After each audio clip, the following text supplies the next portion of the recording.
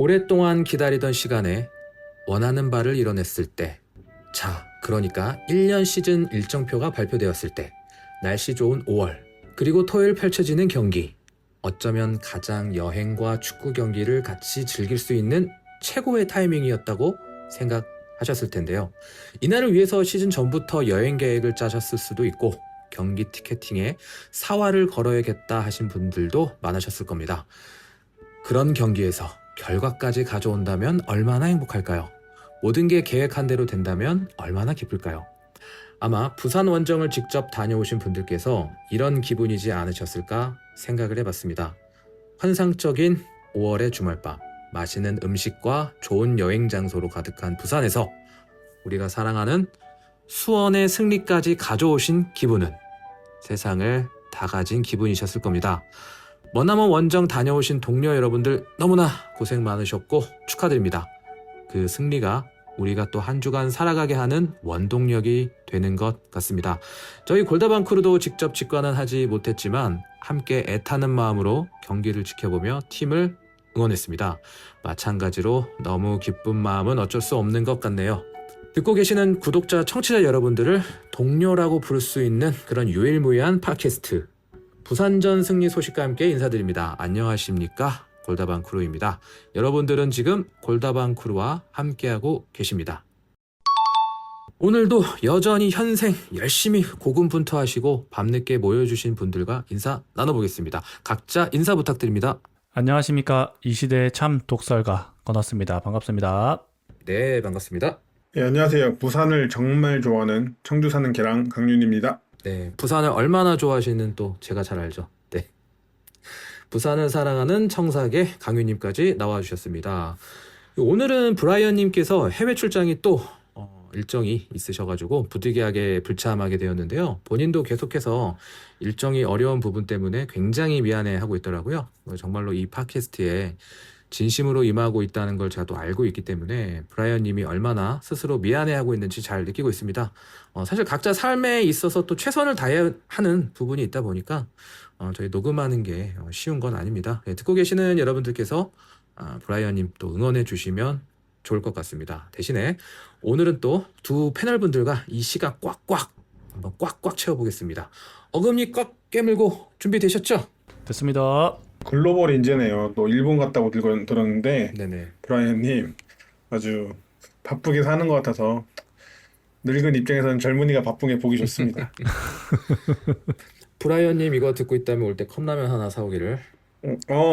그 이질한 포장된 게 있는데. 그거 있더라고요. 네, 면세점에서도 그거, 팔더라고요. 네, 네. 그거 참 좋아하는데 말이죠. 네, 꼭 이 메시지를 들었으면 좋겠습니다.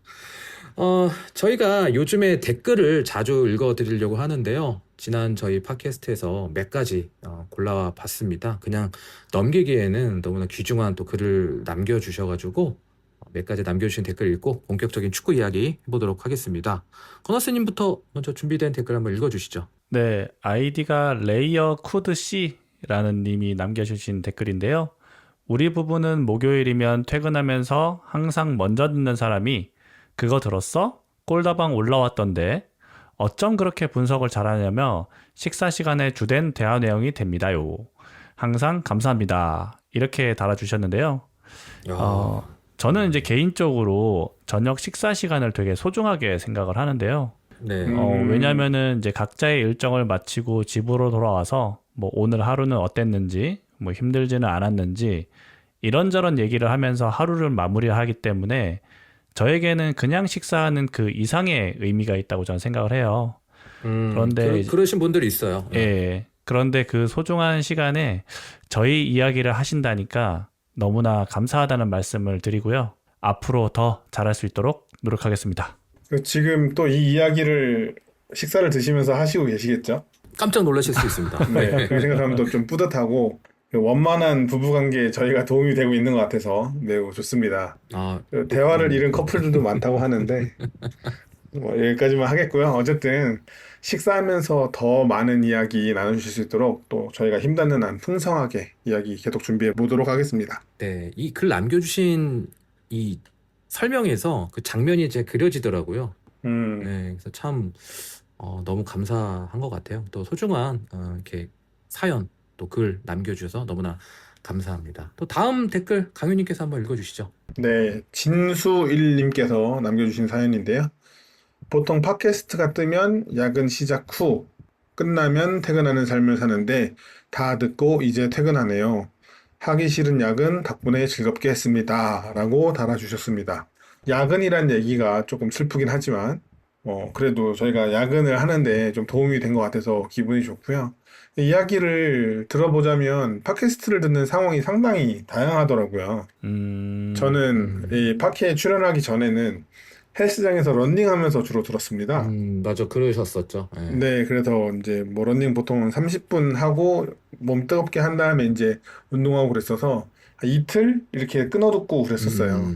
그게 딱 좋더라고요. 근데 뭐 지난 부산 원정 앞두고는 부산 내려가면서 팟캐 듣는다고 인정해 주시는 분들도 꽤 많았던 걸로 기억을 하고요. 아, 그랬나요?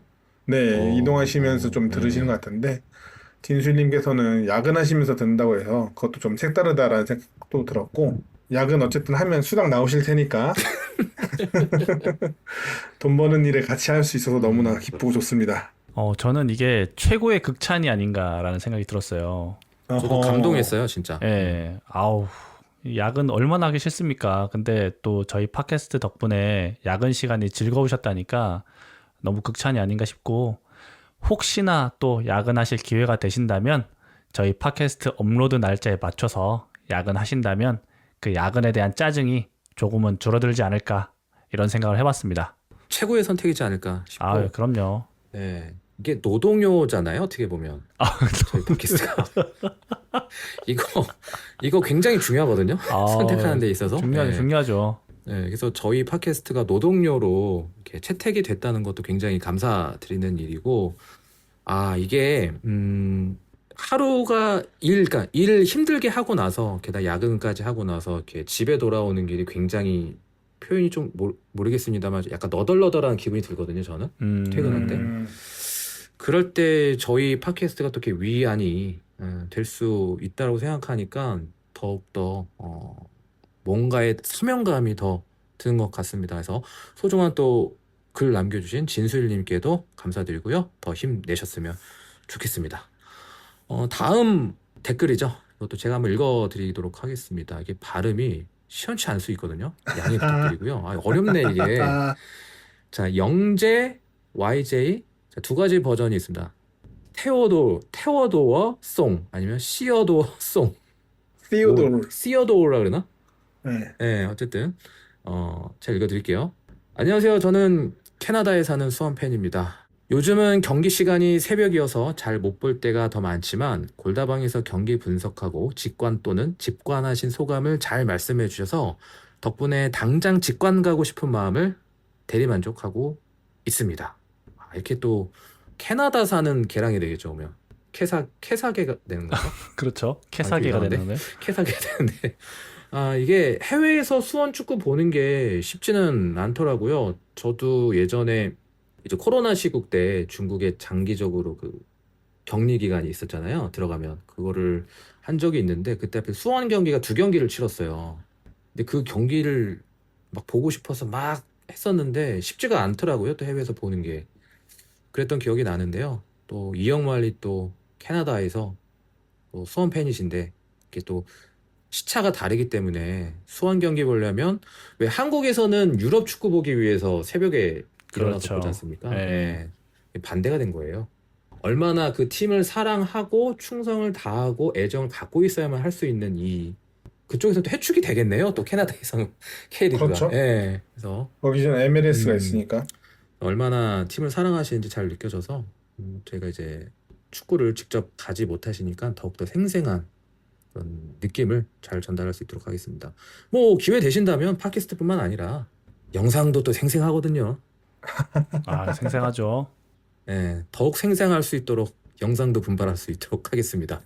저희도 다 해외 축구 팀을 세컨으로 가지고 있는 그 팬들이잖아요. 그렇죠. 그래서 이제 이 시차가 안 맞는 곳에 경기를 본다는 것에 대해서 어떤 느낌인지 어떤 상황인지 또 좀 공감이 되고 이해가 되기도 하는데 이 캐나다 하면 어느 도시인지 모르겠지만 이 눈과 사슴과 곰 막 이런 자연 환경으로 막 이미지가 좀 그래요. 예. 이미지가 있잖아요. 그다음에 뭐 메이플 시럽 이런 것도 있지만 그래서 적적하게 계시는 건 아닌가 싶기도 한데 직관하지 못하는 아쉬운 마음을 달랠 수 있도록 또 좋은 내용 잘 준비해 보도록 하겠다라는 생각도 들고 그 이름 때문에 여러 가지 생각이 들더라고요. 제가 딴소리긴 한데 WWE를 굉장히 좋아했거든요. 그래요? 동물 보호 단체에게 이름을 뺏기기 전에 WWF였는데 그 레슬링 미국 레슬링입니다. 네, 거기에 맞죠. 예. 스맥다운이라고 그 이제 쇼가 있는데 거기 단장이 테오도 롱이라는 그 사람이었어요. 테디 롱이라고 불렀는데 그 사람도 생각나고 뭐 시어도 루즈벨트도 생각나고 월콧. 영문 이름이 굉장히 멋있는 이름이신 것 같습니다. 자, 이렇게 이영만리에서도 저희 골드만 크루의 팟캐스트 들어주셔서 너무나 감사드리고요. 더욱더 분발할 수 있도록 하겠습니다. 자, 오늘 준비한 마지막 댓글입니다. 건어스님께서 마무리해 주시죠. 네, 왕탕님이 남겨주신 댓글인데요. 청주 원정 홍대 먹고기 웨이팅 때문에 포기하고 진주 식당으로 갔는데 정보를 미리 알았더라면 강윤님이 추천해주시는 곳으로 갔을 텐데 식사 끝내고 딸이랑 커피 한 잔 사서 집으로 가려고 들린 커피숍에서 주인분이 비겼다고 하니 너무 아쉬워하셔서 저희가 이겼어야 했는데요 하니 당연히 수원이 이겨야죠. 수원분들 경기 때마다 여기 와서 매출도 올려주시고 여기서 장사 오래 했는데 청주 유니폼 입고 커피 사러 오시는 분들 한 번 못 봤다고. 사장님도 수원 팬 될 것 같다고 그러시는데 뿌듯하더라고요. 늘 감사드리고 딸과 함께 늘 같이 듣는데 오늘은 매장에서 듣고 있네요. 파이팅이라고 남겨주셨습니다. 네, 참 따뜻해지네요. 네, This is 프렌테 트리콜로. 음, 전 구장의 빅버드화를 지금 하고 있잖아요. 실현하고 있죠. 몸소 네. 실천하고 계시죠. 예. 저도 진짜 매번 놀라는데 원정을 가면 원정 경기만 보고 오시는 게 아니라 그 지역의 맛집이나 카페 이런 곳까지 다 다녀오시잖아요. 맞아요. 이게 원정에 사시는 그 지역의 소상공인 분들은 또 수원이랑 경기했으면 좋겠다 하실 텐데 아쉽게도 올해가 마지막이라는 거, 내년에는 못 온다는 거 참고하셨으면 좋겠습니다. 그 건어스님 예전에 한번 얘기해 주신 거 있잖아요. 그 편의점 매출. 예, 그렇죠. 그 네. 강릉에서 그것도 생각나네. 수원과 강원 FC가 경기를 하면 그 강릉구장 근처에 있는 편의점 매출이 많이 올라가죠. 이거는 저기 데이터가 있는 근거 있는 데이터를 가지고 말씀드린 겁니다. 예. 그렇죠. 근데 혹시 강윤님 여기 진주식당이라는 데 아세요? 청주이신 것 같던데 저기 진주식당. 진주 식당 아마 그 터미널 근처에 있는 식당인 것 같은데 짜그리집 진주 식당 말한 거 거기도 뭐 나쁘지는 않습니다. 그러신 것 같아요. 예. 짜그리집 진주 식당이면은 그 몇 군데가 있어요. 청주에서 손꼽히는 대추나무집, 뭐 낙원, 저희가 또 용룡생고기 진주식당 이런 데 있어서 진주식당이면은 그래도 맛있게 드시고 오신다고 생각이 듭니다. 근데 청주는 왜 짜그리가 유명해진 거예요? 지난 시간부터 궁금하더라고요. 제가 알기로는 청주가 중원 지역이라고 그러죠. 어쨌든 우리나라 중간이잖아요. 중부권, 예. 예. 그 중부권에서 꽤 큰 그 우시장이 있었던 걸로 알아요. 도축하는. 그 우시장인데 어쨌든 돼지도 잡고 돼지도 팔겠죠. 그래서 청주가 해장국이 또 유명합니다. 그때부터 이제 소를 잡고 그걸 끓여가지고 음식을 만들던, 그리고 돼지도 잡았기 때문에 고기가 유명하고, 그리고 유래를 정확히는 모르지만 삼겹살도 꽤 유명해요. 맞아. 그때 그 말씀 하셨던 것 같아요. 청주 시내 성안길 근처에 삼겹살 거리라고 그 시장통 안에 삼겹살 거리도 조성되어 있습니다. 근데 거기는 솔직히 제 기준에서는 썩 완전 맛있는 집들은 아니어서. 그럼 아닌 거예요. 네, 청주에서 삼겹살 드실 분들은 또 말씀 주시면 아유. 홍대 먹고기를 먼저 가시고 그 다음에 또 추천해드릴 것들이 있습니다. 저도 청주 사는 사람으로서 저도 좀 공감이 가는데요. 충북 청주 FC도 블루하우스처럼 이렇게 딥블루 멤버스라는 파트너 업체들이 있긴 해요. 그런데 이 정확한 것은 아니지만 들리기로는 그 효과가 두드러지지는 않는다라고 들었습니다. 그래서 수원이라는 팀이 그만큼 대단하고 또 수원의 지지자들이 그만큼 대단한 게 아닌가. 우리 홍대 먹고기 찾아주시고 그런 거 보면 이 대단한 지지자들이 아쉬울 일 없이 우리 팀이 늘 원정에서 좀 이겨서 원정 우리가 상권 살리듯이 팀은 팬들을 좀 살렸으면 좋겠습니다. 네, 아주 뼈 있는 말씀 해주셨고요. 이렇게 여러분들 댓글이나 사연 남겨주시거나 또 저희 골다방 크루 인스타 계정에 메시지 보내주시면 저희가 자주 읽어드릴 수 있도록 할 예정이니까요. 앞으로도 많은 참여 부탁드리겠습니다. 네, 앞에서도 지역 경제에 이바지한다고 농담 삼아 이야기했는데 이번 부산 원정에서도 거의 3,000명이 넘는 수원 팬분들이 엄청나게 지역 경제에 이바지하고 오셨을 것 같은데요. 저희가 야심차게 준비한 코너 속의 코너 골다방 먹슐랭 강유님의 부산 맛집 픽5 베스트 5가 꽤나 반응이 좋았더라고요. 그거 보니까 공유 횟수도 엄청났던 것 같고 순간 이게 뭐 맛집 인스타인지 축구 인스타인지 헷갈릴 정도로 네, 본업 찾으신 거 아닌가 싶거든요. 그러니까요. 제가 뭐 부산 여행을 자주 가는 편이긴 한데 어쨌든 결국에는 사시는 분들에 비해서는 수박 겉핥기 수준이라서 추천을 하면서도 나름 걱정을 했는데 우리 백반기행에서도 나오셨던 준영님께서 인증을 해주셔서 또 네, 댓글 마음이 좀, 남겨주셨죠. 예. 네, 좀 놓였습니다. 실제로 저를 본 분들은 알겠지만 제가 살집이 좀 있는 편이에요. 이 몸 만들려고 돈 꽤나 썼습니다. 아주 비싸게 만든 몸이고 돈을 쓴 만큼 그래도 먹는 것에 있어서 나름 좀 자부심이 있어서 조심스럽지만 종종 또 풀어보도록 하겠습니다. 네, 좋습니다. 야, 제가 이거를 만들면서 좀 찾아봤어요. 혹시나 해서 그러니까 사진도 좀 찾아보고 하려고 찾아봤는데 진짜 뭐 무슨 맛집 소개, 음식 블로그, 지역 채널 이런 데 다 나온 곳이더라고요. 그래서 참 대단하시다. 저는 사실 여행 가서 뭐 이렇게 먹으면은 기억나는 게 별로 없거든요. 어디 가서 먹었는데 맛있었다 이런 거 잘 없어가지고 다음에 제가 어디 여행 가면 힘들게 블로그 찾지 말고 그냥 강유님한테 카톡 하나 보내야 되겠다 이런 생각 들었습니다. 저는 그렇게 해요. 근데 실제로 그 팁을 좀 드리자면 이제 한국에서 주고 있는 블루 리본 서베이 미슐랭 비슷한 거예요. 맛집들한테 매기는 네, 블루 리본 서베이와 그다음에 지역에서 그 지역에 있는 좋은 가게들한테 주는 100년 가게 요 두 개가 같이 겹쳐 있는 곳이면 웬만하면 믿을만한 곳입니다. 또 그런 것까지도 그런 또 꿀팁이 바삭하게. 네, 우리는 이제 미슐랭까지는 아직 들어와 있는 데가 많지 않고 그다음에 미슐랭 식당들은 그 미슐랭 하위 단계가 있는데 그거 아니더라도 그런 데는 웨이팅이 너무 길잖아요. 그렇기 때문에 100년 가게와 블루리버 서베이가 동시에 있다 그러면 가도 될 만한 그런 식당입니다. 네, 하여튼 코너 속의 코너 먹슐랭 강윤의 원정 맛집 추천은 앞으로 기회 될 때마다 기획을 해서 강윤님께 부담을 팍팍 드리는 걸로 하겠습니다. 예, 이제 많은 이제 금액을 투자해서 몸을 만드셨으니까 그렇죠. 또 많은 금액을 투자하셔가지고 컨텐츠를 제작하는데 경험은 나누면 좋은 거니까요. 그러니까요. 좋은 경험들 나눌 수 있게 저도 노력을 해볼게요. 네, 그래서 앞으로도 많은 관심 주시면 좋을 것 같고요. 사실 이번 원정 어려울 거라고 생각했는데 이기고 나니까 초반 오프닝부터 저희부터 뭐 반응이 좋네요. 그럼 이제부터 저희가 준비한 부산 원정 경기 이야기 정작 저희 3명은 아무도 참석하지 못했지만 원정 경기 이야기 시작해 보도록 하겠습니다. 지난 5월 17일 토요일이었습니다. 무려 4연승의 상승세를 타고 있던 부산을 상대로 구덕 원정을 떠났습니다. 중계진에서 준비한 자료를 보니까 구덕 원정에서 우리 수원의 역대 전적이 좋은 상태도 아니었더라고요. 가장 최근에 구덕에서 만났던 것이 코로나가 유행했던 2020년 두 차례 대결에서 모두 무승부를 거둔 기억이 나는데요.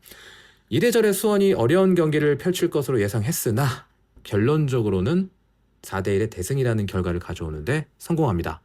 먼저 이 경기 지켜보신 패널분들의 짧은 소감 들어보겠습니다. 네, 대승 속에 가려진 아쉬움이 많은 경기였습니다.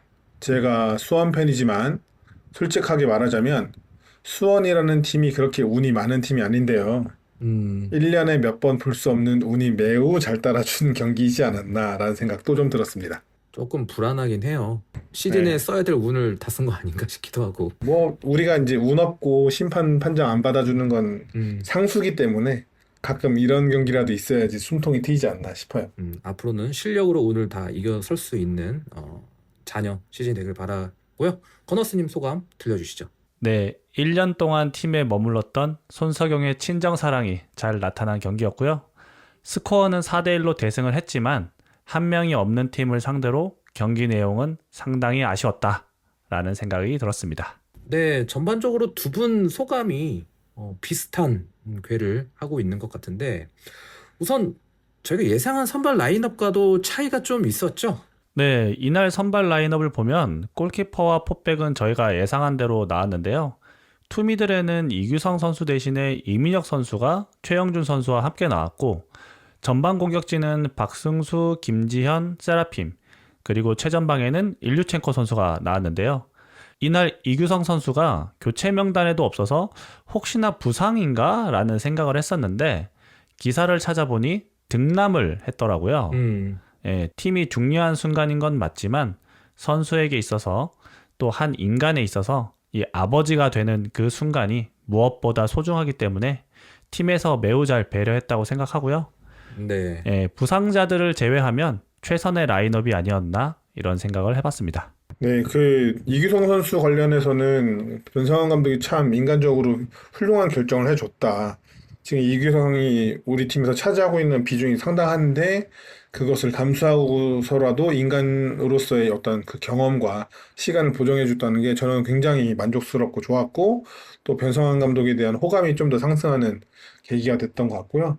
컨스님 잘 말씀해주신 대로 이규성 선수의 빈자리는 이민혁 선수가 메꿔졌고 저희가 지난 팟캐스트에서 말씀드렸듯이 부산이 왼쪽 수비 속도에서 아쉬움이 분명히 있었어요. 그래서 우측에서 속도 있고 직선적인 움직임이 가능한 선수가 중요했는데 세라핌 선수가 결과론적으로는 그 역할을 그래도 좀 잘 해줬다 싶었고 좌측면에서는 수비에 도움이 좀 더 되는 김지호 선수가 저는 쓰이지 않을까라는 예상을 했었는데 더 공격적으로 나서기 위해서 박성수 선수가 선발 출장했다라고 봤습니다. 이전에 말씀드린 대로 파울리뇨 선수는 플레이 스타일상 부상이 잦기 때문에 파울리뇨 선수의 몸 상태를 완벽하게 끌어올리기 위해 벤치에서 준비를 하도록 시킨 것 같고 김재현 선수가 지난 경기와 같이 선발로 출장을 했습니다. 네, 확실히 아직 파울리뇨를 아끼는 것 같아요. 저는 팀 상황이 그래서 선발로 바로 내지 않을까 싶었는데 아끼는 게 있는 것 같고 세라핌, 그러니까 그 외인 공격수들의 이런 부상 이슈가 있기 때문에 세라핌의 역할이 계속해서 중요해지는 것 같습니다. 그리고 이규성 선수의 등남 정말로 축하드리고요. 저희가 이제 출산까지는 예측을 할 수가 없었기 때문에 그 선발 라인업을 좀 못 맞춘 점을 좀 대단히 죄송하게 생각하고 있습니다. 네, 다시 한번 등남 축하드립니다. 이런 인간적인 우리 팀에서 오래 봤으면 좋겠습니다. 네, 그뿐입니다. 네. 분유 파워 보여줘야죠. 네, 그럼요. 올 시즌은 이제 정말 기대가 됩니다. 딴 얘기 잠깐만 하자면 과거에 정조국 선수가 K리그에서 커리어 하이 시즌을 찍던 시즌이 아이를 얻고 나서 분유 캄프라는 별명을 얻었었죠. 네. 그렇기 때문에 뭐라고 할까요? 분유 드리치? 활약을 좀 해줬으면 좋겠습니다. 이규성 선수가. 이제 부산이 경기 초반에 딱 한 번에 롱볼 넘어오는 것을 살려가지고 득점을 했죠. 우리 입장에서 당연히 기분 나쁜 실점이었는데요. 대승에 가려져서 이 실점 장면을 묵과할까봐 걱정이거든요. 이 실점 장면에 대한 설명과 무엇이 잘못됐다고 보셨는지 한번 의견 나눠보도록 하겠습니다. 네, 전반 시작하자마자 수원의 우측에서 이건희 선수가 좋은 전진 이후에 세라핌에게 패스를 건넸는데요. 세라핌이 오프사이드 위치에서 받으면서 부산에게 프리킥이 주어집니다. 이 장면을 우리가 좀 유심히 봤어야 되는데 계속 같은 패턴, 구상민의 롱킥을 이용한 패턴을 좀 부산이 사용하더라고요. 어쨌든 그 프리킥을 부산의 구상민 골키퍼가 상당히 긴 롱킥을 시도하는데요. 이 롱킥에 부산의 곤살로 선수가 경합을 하고요. 수원에서는 이민혁과 권한규 두 선수가 같이 경합을 하지만 아무도 건드리지 못하고 뒤로 흐릅니다. 그리고 바운드된 공이 고정현 선수 뒤로 넘어가면서 쇄도하던 부산 손석영 선수 앞에 떨어지고 손석영이 고정현과의 경합을 이겨내며 좋은 슈팅을 가져가서 득점에 성공합니다. 저희가 지난 팟캐스트에서 존잘러가 아닌 곤살로 선수의 공중볼 경합에 대해서 이야기를 했었는데요. 경기 중에 해설위원도 말했듯이 공격 상황에서 경합은 아무도 못 건드리고 뒤로 흐르게 하는 것만으로도 공격수가 잘한 겁니다. 그래서 그만큼 곤잘로 선수가 두 명을 상대로도 공이 뒤로 후루룩 잘 뛰어줬고요. 잘 비볐죠.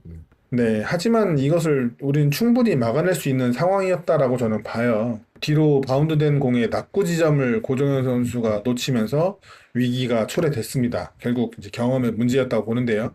조금 더 위험하더라도 뒤로 돌아서 공을 소유하거나 아니면 걷어내는 게 더 정석이라고 할 수 있는데 그것을 억지로 머리에 맞추려다 보니까 치명적인 위기를 맞이했고 이후에 몸싸움에서도 완벽하게 밀려나면서 맞아요. 슈팅을 만들어줬기 때문에 이건 어린 선수이기 때문에 피지컬적으로 아직 갖춰지지 않은 점이라고 생각해서 그 후속은 또 어쩔 수 없었다라고도 생각이 좀 듭니다. 네. 건호스님은 좀 어떻게 보셨습니까?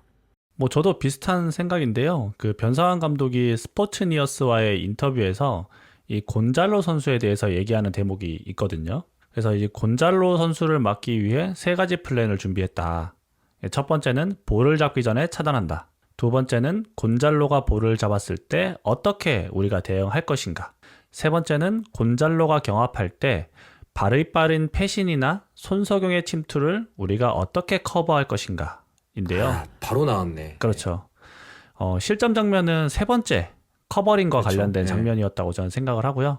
강윤님 말씀하신 대로 고종현 선수가 커버를 하기 위해 뒤로는 잘 빠져 있었어요. 그런데 순간적인 판단이 좀 아쉬워서 무리하게 클리어링 하려고 하다가 볼이 뒤로 흐르면서 손석현 선수에게 좀 완벽한 찬스를 내줬다. 이렇게 봤습니다. 아, 그래서 그 곤잘로가 내려가 있을 때는 고종현 선수가 이렇게 전방까지 올라가고 그 중간에 사전에 끊어내려고 좀 강하게 프레싱 걸었던. 그렇죠. 이제 장면이 지상경합에서는 고종현 선수가 좀 더 적극적으로 나왔었고, 이제 공중경합 같은 경우에는 고종현이 아니라 권한규 선수가 붙어주는 장면이 많이 맞아요. 나오거든요. 이거는 뭐 뒤에서도 뭐 이제 말씀을 드리겠지만 항상 좀 반복되는 패턴이에요.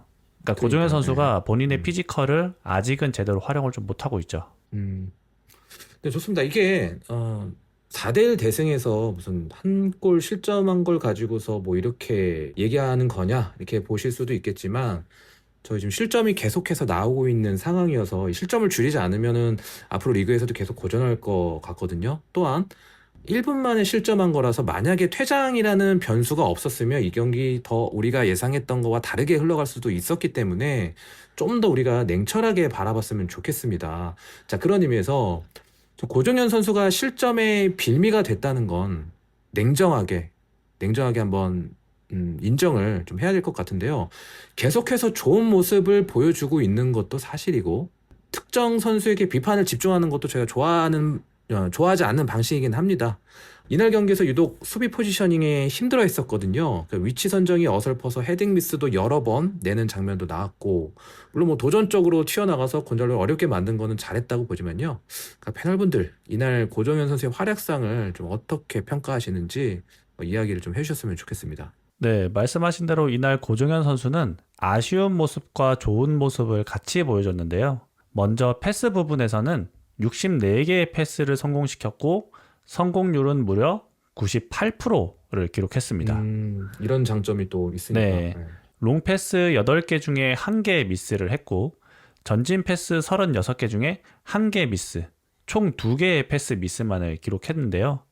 다만 수비적인 측면에서는 클리어링을 양팀 통틀어서 가장 많은 10회를 기록하기도 했고 또 공중경합을 3번 중에 단 1회만 성공하면서 공중경합에서는 아쉬운 모습을 보여줬습니다. 오히려 큰 키인데. 그렇죠. 그리고 제가 앞선에서 살짝 말씀드렸듯이 이 곤잘로와의 공중경합을 권한규 선수가 하고 고종현 선수가 뒤에서 커버하는 장면이 많았었거든요. 이 191의 큰 키임에도 불구하고 공중경합에서의 아쉬운 모습을 시즌 내내 보여주고 있기 때문에 이 부분은 좀 보완할 필요가 있다. 이렇게 생각합니다. 네. 강유님 시각은 또 어떤지 궁금합니다. 네, 저도 같은 내용을 좀 반복하게 되는데요. 이번 경기에서 우리 센터백인 권한규와 고종현이 시도한 공중경합이 총 9회예요. 그 중에 3회만 이겼습니다. 특히 191cm의 장신인 고종현이 말씀해주신 대로 3회 경합에서 1회 승리했고요. 183cm의 권원규가 6회 시도에서 2회 승리를 했습니다.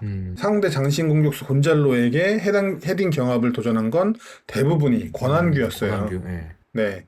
그 곤잘로는 이 경기에서 총 10번의 공중 경합을 시도해서 9번을 이겼습니다. 아, 위력적이네요, 높이가. 네. 실점 장면 말고도 공중볼에서 낙구 지점에 대한 예측을 실패하면서 머리에도 못 맞추는 장면이 나오기도 했어요. 이게 뭔가 맞아요. 잘못된 예. 거죠. 예, 냉정하게. 이번 시즌 전체를 살펴봐도 출전 시간의 차이는 있지만 권한규는 총 35회의 공중경합 승리를 기록 중인데 고정현 선수는 17회의 공중경합 승리를 기록하고 있습니다. 이 장신의 키를 가졌지만 헤딩 경합에서 오히려 밀리는 중이에요. 지상 경합에서의 승리도 8경기 출전해서 7회 승리에 불과합니다. 이 선수가 부딪혀서 수비해내는 선수는 아니긴 해요. 아직까지 플레이를 보면. 그렇지만 어쨌든 수비 선수가 경합 승리가 이렇게 적다는 건 좀 문제가 있죠. 이게 왜 얼마나 적냐? 8경기에서 7회 지상 경합 승리가 얼마나 적냐? 부상으로 3경기 선발에 2경기 교체 투입된 레오가 5경기에서 7회 지상 경합 승리했습니다. 그러니까 레오는 5경기 뛰었고 그것도 교체 투입이 2경기였는데도 똑같은 지상 경합 승리를 했다는 건, 그리고 키도 비슷하잖아요, 두 선수가. 맞아요. 예. 네, 어떻게 보면 이거는 비교될 만한 지점이기 때문에 말씀드렸고요. 신장에 비해 피지컬의 아쉬움이 있고 키에 비해서 공중볼에 굉장히 아쉬움이 있어요. 변상환 감독이 우리가 구단 영상을 보면 1대1 상황에서 밀리지 말라고 굉장히 자주 맞죠. 강조를 하죠.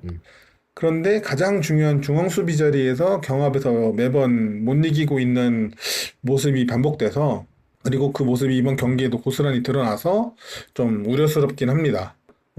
그래도 좀 좋았던 점은 반복이기 때문에 저는 줄일 텐데 패스적인 부분에서는 그래도 안정적이었고, 또 지난 충북 청주전에서는 초반 본인의 실수로 인한 실점 이후에 집중하지 못하는 모습을 보여줬는데, 그렇죠. 약간 좀 흔들리는 모습이 나왔죠. 네, 그래도 이번 경기에서는 마찬가지로 초반에 본인의 어쨌든 실수로 실점이 있었지만 그것을 잊고 다시 경기에 집중을 좀 잘했다는 것에서는 또 좋은 평가를 해줄 수 있을 것 같아요. 그래도 한 경기 끝나고 계속 이렇게 성장하는 모습은 또 보여주고 있는 것 같네요. 솔직히 그러니까 패스만 잘하는 센터백, 그러니까 공중볼에 약한 센터백은 솔직히 약간 좀 반쪽짜리이지 않나 싶어서 얼른 이런 약점도 잘 보완해서 성장했으면 좋겠다는 생각이 좀 드는 것 같고요. 솔직히 말씀드려서 고정현 선수를 구단에서 집중해서 키우는 느낌도 듭니다. 그러니까 동계훈련을 건너뛴 선수를 냉정히 얘기해서 지금 다른 수비 자원들이 못 밀어내는 건가? 그 정도인가? 이렇게 봐야 하는 거 아닌가 싶기도 하고요. 제가 고정현 선수 관련해서 엄청 돋보이는 능력의 선수는 아니다만 포텐셜은 있어 보인다라고 평가를 전에 했었다가, 그때 고정현 선수를 매우 아끼는 분들이 댓글로 강하게 비판을 하셨던 기억이 있습니다. 그렇다고 제가 말을 아끼진 않을 건데요. 그분들의 마음도 이해하고 또 바라보는 시선도 존중합니다. 그저 저는 제가 보는 기준에서 말씀드리는 것이고, 제가 맞다, 정답이다라는 게 아니라 이러한 시각도 있을 수 있다라는 것을 제공하고 싶기 때문에 네네. 말씀드리는 것을 먼저 밝힙니다. 저는 이 선수가 다른 선수들을 밀어낼 정도의 실력이 있어서라고 보진 않아요. 네, 다른 선수들의 컨디션 문제일 거라고 생각을 합니다. 한호강 선수도 명확하게 밝혀진 바는 없지만 지속해서 명단에서도 제외되는 것을 봤을 때는 몸 상태가 좋지 않은 게 아닌가 이렇게 보이고요. 레오도 이제 막 부상에서 복귀하고 있고, 조윤성 선수도 얼굴 부상에서 이제 벗어나서 폼을 좀 찾는 중이라고 봅니다. 출전했던 지난 경기들에서는 좀 아쉬운 폼을 보여줬었죠. 그래서 그렇게 다른 수비 자원들이 고정현 선수를 못 밀어낼 정도로 고정현 선수가 압도적인 기량이 있다기보다는 아직 경기에 뛸 핏들이 아니기 때문에 그 중에 핏이 가장 올라와 있는 고정현 선수가 선택받은 것이라고 저는 보고 있어요. 기억하실지 모르겠는데 작년 센터백 두였던 조윤성과 한호강은 공중볼에서 매우 강점을 가진 선수들이었습니다. 두 선수 모두 공중경합 승리 횟수가 리그 전체에서 10위권 안에 든 선수들이었어요. 조윤성 선수가 시즌 기록이 공중경합 승리가 리그 전체에서 4위, 한호강 선수가 리그 전체에서 10위였거든요. 그러니까 상당히 강했던 선수들인데 공중볼 처리에 지속적으로 아쉬움을 보이는 선수가 계속 등장하는 것은 다른 선수들의 폼이 나쁜 것이거나 아니면 말씀하신 대로 어린 선수이기 때문에 성장을 위해 기회를 주는 게 아닐까라고 생각하는 게 일반론이지 않을까 저는 싶고요. 그리고 이제 우리가 뭐 좀 전에는 패스 기록이 좋았다라고 말씀을 하셨지만, 그리고 저도 동의를 했지만, 그렇다고 해서 이 패스에서 기점이 될 정도로 강점이 있는 선수냐? 라고 하면 저는 동의하기 좀 어렵다라고 봅니다. 이전 팟캐스트들을 통해서도 지속적으로 얘기했고, 이번 경기에서도 마찬가지였는데, 우리 센터백 중에 기점이 되는 역할을 하는 선수는 권한규 선수입니다. 그래서 우리가 우측 공격이 좀 더 활발한 편이고요. 그래서 권한규가 고정현에 비해 늘 10개 이상의 패스를 더 시도하고 성공을 하고 있어요. 15m 이상을 연결하는 중거리 패스 성공률이 고정현 선수가 상당히 높은 편인데, 그리고 이번 경기의 세 번째 골의 시작점이 되는 매우 좋은 전진 패스를 또 보여준 것도 사실이지만, 그것이 우리 팀의 주요한 전개 방식, 자주 쓰는 전개 방식이냐? 라고 물으면 저는 아니다라고 말하고 싶은 거죠. 그렇기 때문에 현대의 중앙 수비수들에게 요구되는 능력인 수비와 빌드업 측면에서 모두 합격점을 받을 만한 경기력이다라고는 좀 어렵다라고 봅니다. 오히려 좀 아쉽죠. 하지만 계속 기용되고 있기에 그 이유에 대해서 유추해 보자면 앞서 말씀드린 대로 나머지 선수들의 부상 등의 이유로 피지 좋지 않기 때문이거나 어린 선수이기 때문에 키우겠다는 감독의 의지가 아닌가.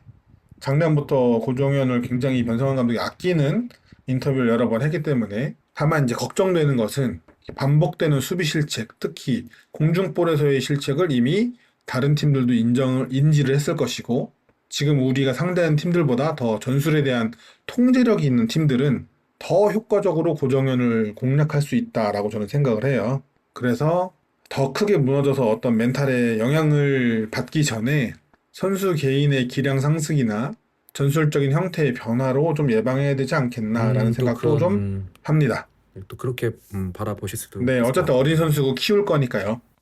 그 고정현 선수가 처음에 리그 출전한 게 작년 경남전이었잖아요. 봤죠, 데뷔전을. 예. 예. 고등학생임에도 나름 좋은 모습을 보여줬던 걸로 기억을 하는데요. 그래서 저도 개인적으로 되게 기대를 했던 선수 중에 하나였습니다. 예, 이번 시즌도 4라운드부터 매 경기 선발로 나오고 있고요. 제가 생각하는 고정현 선수의 가장 큰 장점은 발밑이 좋고 준수한 패스 능력을 바탕으로 도전적인 전진 패스를 자주 시도하고 또 나름 성공률도 높다라는 건데요. 실제로 올 시즌 고정현 선수의 전방 패스 횟수는 평균 17.75개로 전체 패스 중에 45%를 차지하면서 수원의 센터백 중에 가장 높은 비중을 차지하고 있습니다. 물론 한호강이나 레오 선수의 경우에는 경기 수가 적고 교체로 나온 경기도 있기 때문에 뭐 단순 비교가 안 맞을 수는 있지만 어쨌거나 올 시즌의 기록은 이렇다는 거고요. 이 점이 후방에서 빌드업을 중시하는 변성환 감독 스타일에 맞지 않나 하는 생각이 들었습니다. 또 감독 성향이 또 있어서 또 그런 것도 있다 이렇게 보내주시는 거죠? 예. 그러니까 이제 선발 기용하는 이유를 기록에서 찾아보자면 이런 도전적인 패스를 즐겨하는 그런 성향이지 않을까라는 생각을 했고요. 계속해 주시죠. 네, 수비 지표에서 고정현 선수가 다른 선수들보다 높은 수치가 하나 있는데 바로 클리어링입니다. 올 시즌 평균 5.38개를 기록하고 있는데요. 이 클리어링을 저는 두 가지로 해석을 해봤습니다. 첫 번째는 커버링이 좋다. 앞에서 언급드렸듯 고정현 선수는 경합에 강점이 있는 선수가 아니기 때문에 권한규 선수가 전방에서 경합을 해주거나 윙백 뒷공간으로 패스가 들어왔을 때 그 뒷공간에 대한 커버가 좋다라는 거고요. 두 번째는 기본적으로 수비 상황에서 좋은 위치를 선점하고 있기 때문에 상대의 공간 패스를 사전에 차단하는 능력이 좋다라는 겁니다. 이런 장점이 이 선수의 여러 가지 단점에도 불구하고 변성환 감독의 선택을 받는 것이 아닌가라는 생각이 들었고요. 또 하나는 이 권한규 선수와의 조합 측면에서 이 왼쪽 센터백이 가능하기 때문에 고정현 선수가 선택받는 것은 아닌가.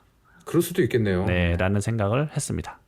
그 전진 패스에 대해서 얘기를 해주셨는데 제가 지금 생각난 게 있어서 기록을 잠깐 찾아보니까 작년 시즌 24시즌 그 한호광 선수가 기록한 전진 패스가 경기당으로 치는 게 더 맞겠죠. 비교를 하려면 이번 시즌은 고정현 선수가 전진 패스가 17.75개 매 경기당 성공하고 있고요. 한호광 선수가 25개 정도를 경기당 성공을 했더라고요. 네. 그렇긴 한데 이 전체 패스에 대한 비중을 따지면 한호광 선수보다는 이제 고정현 선수가 더 많다라는 거죠. 그러니까 패스 시도하는 것 중에 뭐 횡패스도 있고 백패스가 있는데 패스를 많이 하는 건 한호강 선수가 맞아요. 근데 전체 패스에서 그러면 전진 패스하는 시도의 비중이 몇 퍼센트가 얼마나 되느냐를 되느냐. 봤을 때는 고종현 선수가 제일 높았습니다. 네. 네. 그러니까 저는 그런 얘기를 하고 싶은 거예요. 그러니까 제가 뭐 어떤 선수를 더 편애하고 그런 게 아니라 그러니까 작년에는 한호광 선수가 우리 센터백 듀오 중에서는 기점이 되는 플레이를 했잖아요. 주로 그렇죠. 볼을 많이 네. 만지고 네. 그러다 보니 이제 패스 횟수 숫자도 자연스럽게 많고 그 전진 패스도 꽤 많이 기록을 했던 걸로 기억을 하고 이번에는 말씀해 주신 대로 권한규가 우리가 주 기점이 되는데도 불구하고 전진 패스가 많은 거니까 되게 도전적으로 잘 시도하고 있는 것은 맞다라고 보는데 이제 제가 요 말씀을 드린 이유는 이 선수가 다른 선수들을 압도할 만큼의 대단한 강점이 있어서는 냉정하게는 좀 아닌 건 있다라는 것도 다시 한번 말씀드리려는 거고 어쨌든 그 기용의 이유에 대해서는 권호수님이 굉장히 잘 설명해 주셨고요. 그러니까 이제 권한규 선수가 1픽이기 때문에 맞아요. 그러니까 권한규 선수와 한호강 선수가 이제 비슷한 유형이라고 우리가 자주 얘기를 했었잖아요. 그렇죠. 네. 전진해서 끊고 그런 역할. 그런데 또 조윤성 선수는 왼쪽보다는 오른쪽에 또 오른쪽 센터백에서 좋은 모습을 보여주고 있기 때문에 권한규 선수를 일부러 왼쪽으로 보내면서까지 조윤성 선수를 또 쓰기에는 조금 더 아쉬운 그런 선택지가 될 것 같아요. 네네네. 그러다 보니까 권한규 선수를 놓고 그러면 권한규 선수와 가장 좋은 합을 이루는 선수가 현재 누구일까에서 아마도 고종현 선수가 선택받는 게 아닌가. 그리고 또 강윤님 말씀하신 대로 변성환 감독이 역대급 또 수비수를 만들어내기 위해서 경험치를 또 몰빵해 주려고 하는 그런 것도 없지 않아 또 있는 것 같아요. 왜 우리 그런 얘기 있잖아요. 한 아이를 키울 때 그 마을 뭐 전체가 온 마을이 필요하다. 필요하다 이런 얘기가 있듯이 대형 센터백 하나 키우는데 그 온 팀의 에너지가 다 필요하지 않나. 귀하거든요, 정말. 그럼요. 틀리지 않은 게 그 조희재 선수도 지금 우리가 상대했던 부산에 조희재 선수도 그 이한도 선수가 아주 열심히 가르쳐주고 그래가면서 애지중지 부산이 키워오면서 지금 성장시키고 있는 선수이기 때문에 그리고 이미 싹을 좀 보여주고 있어요. 그래서 그런 식으로 이제 센터백이라는 자원이 크려면 또 어렵고 그래서 우리가 좀 더 투자를 해야 되는 부분은 많습니다. 다만 이제 굳이 말을 한마디 얹자면 이 선수의 과거 전력이 있기 때문에 잘 커서 문제를 일으킬까 걱정되는 것일 뿐이죠. 안 그럴 거예요. 그러니까 지금 이 선수가 성장하고 이렇게 하는 부분들이 본인을 위해서 쓰여져야 되는 부분도 있겠지만 또 팀을 위해서도 또 우리 팀의 귀중한 유스 출신이기 때문에 반드시 활용될 거라고 믿고요. 뭐 때에 따라서 듣고 계시는 분들께서 오해하실 수도 있습니다. 너무 고종현 선수를 비판하는 게 아니냐 이렇게 말씀하실 수 있는데요. 그냥 냉정하게 한번 점검을 좀 해봤으면 좋겠어서 왜냐면 또 지금 수비진의 중심적인 또 역할을 또 해주고 있고 우리 반면 우리 좀 수비진이 좀 어려운 문제를 좀 겪고 있고 실점이 계속 높기 때문에 한번 점검을 해봤습니다. 저 개인적으로는 고종현 선수를 좋아합니다. 좋아하는 유형이고 이 선수가 개인적 생각입니다. 수원 소속으로 월드컵 나가는 그런 개인적인 꿈도 꾸고 있거든요. 얼마나 좋을까. 저는 김민재 선수가 그렇게 매북 출신으로 이렇게 성장한 모습 보고 굉장히 솔직히 엄청 부러웠어요, 저는. 그렇기 때문에 그래서 저희가 맹목적으로 비판하거나 그런 건 아니라는 점 다시 한번 밝혀드립니다. 지금의 보완해야 할 점들이 경기를 뛰면 빠르게 잘 채워지고 성장하길 바라겠습니다. 다시 경기로 돌아가서 경기 극 초반인데도 1대0으로 끌려가게 됩니다. 그리고 수원은 이것도 원정 징크스가 이어지는 거 아닌가 이런 생각이 들 수도 있었는데요. 그런 생각할 틈을 주질 않더군요. 송소경의 이게 원래 우리 팀 소속이었던 선수라서 가급적이면 이게 표현을 안 하려고 했는데 달리 이거를 대체할 만한 표현이 떠오르지가 않아서 그야말로 손소경의 친정사랑이 아니었을까. 최영준과 그 경합 장면에서 발바닥을 드는 행위로 다이렉트 퇴장이 나왔습니다. 저희도 깜짝 놀란 상황이었는데요. 각자 좀 어떻게 보셨습니까? 역시 이 장면이 이날 경기에 분수령이 되었다고 봐야겠죠? 손석영 선수를 이준 군이 또 굉장히 애정했기 때문에 맞아요. 뭐 말을 많이는 나쁘게 못하겠지만 작년에도 김포랑 경기에서 어시스트인가 득점 성공하고 세레모니 했던 것 같고 우리랑도 경기할 때 골 넣고 엠블럼 키스를 하더라고요. 그런 거 보면 친정 사랑이 그렇게까지 있는 사람은 아니다 싶기는 하지만 어쨌든 그리고 이제 이 선수의 그 퇴장 장면을 보면서 너무 오래된 비유긴 한데요. 98년 프랑스 월드컵 저도 그 멕시코전에 생각났습니다. 네. 하석주 선수 현 아주대 감독이 떠올랐습니다. 이 득점 이후 상기된 상태에서 무리한 플레이를 하다가 바로 퇴장당하던 그 모습이 오버랩이 됐는데요.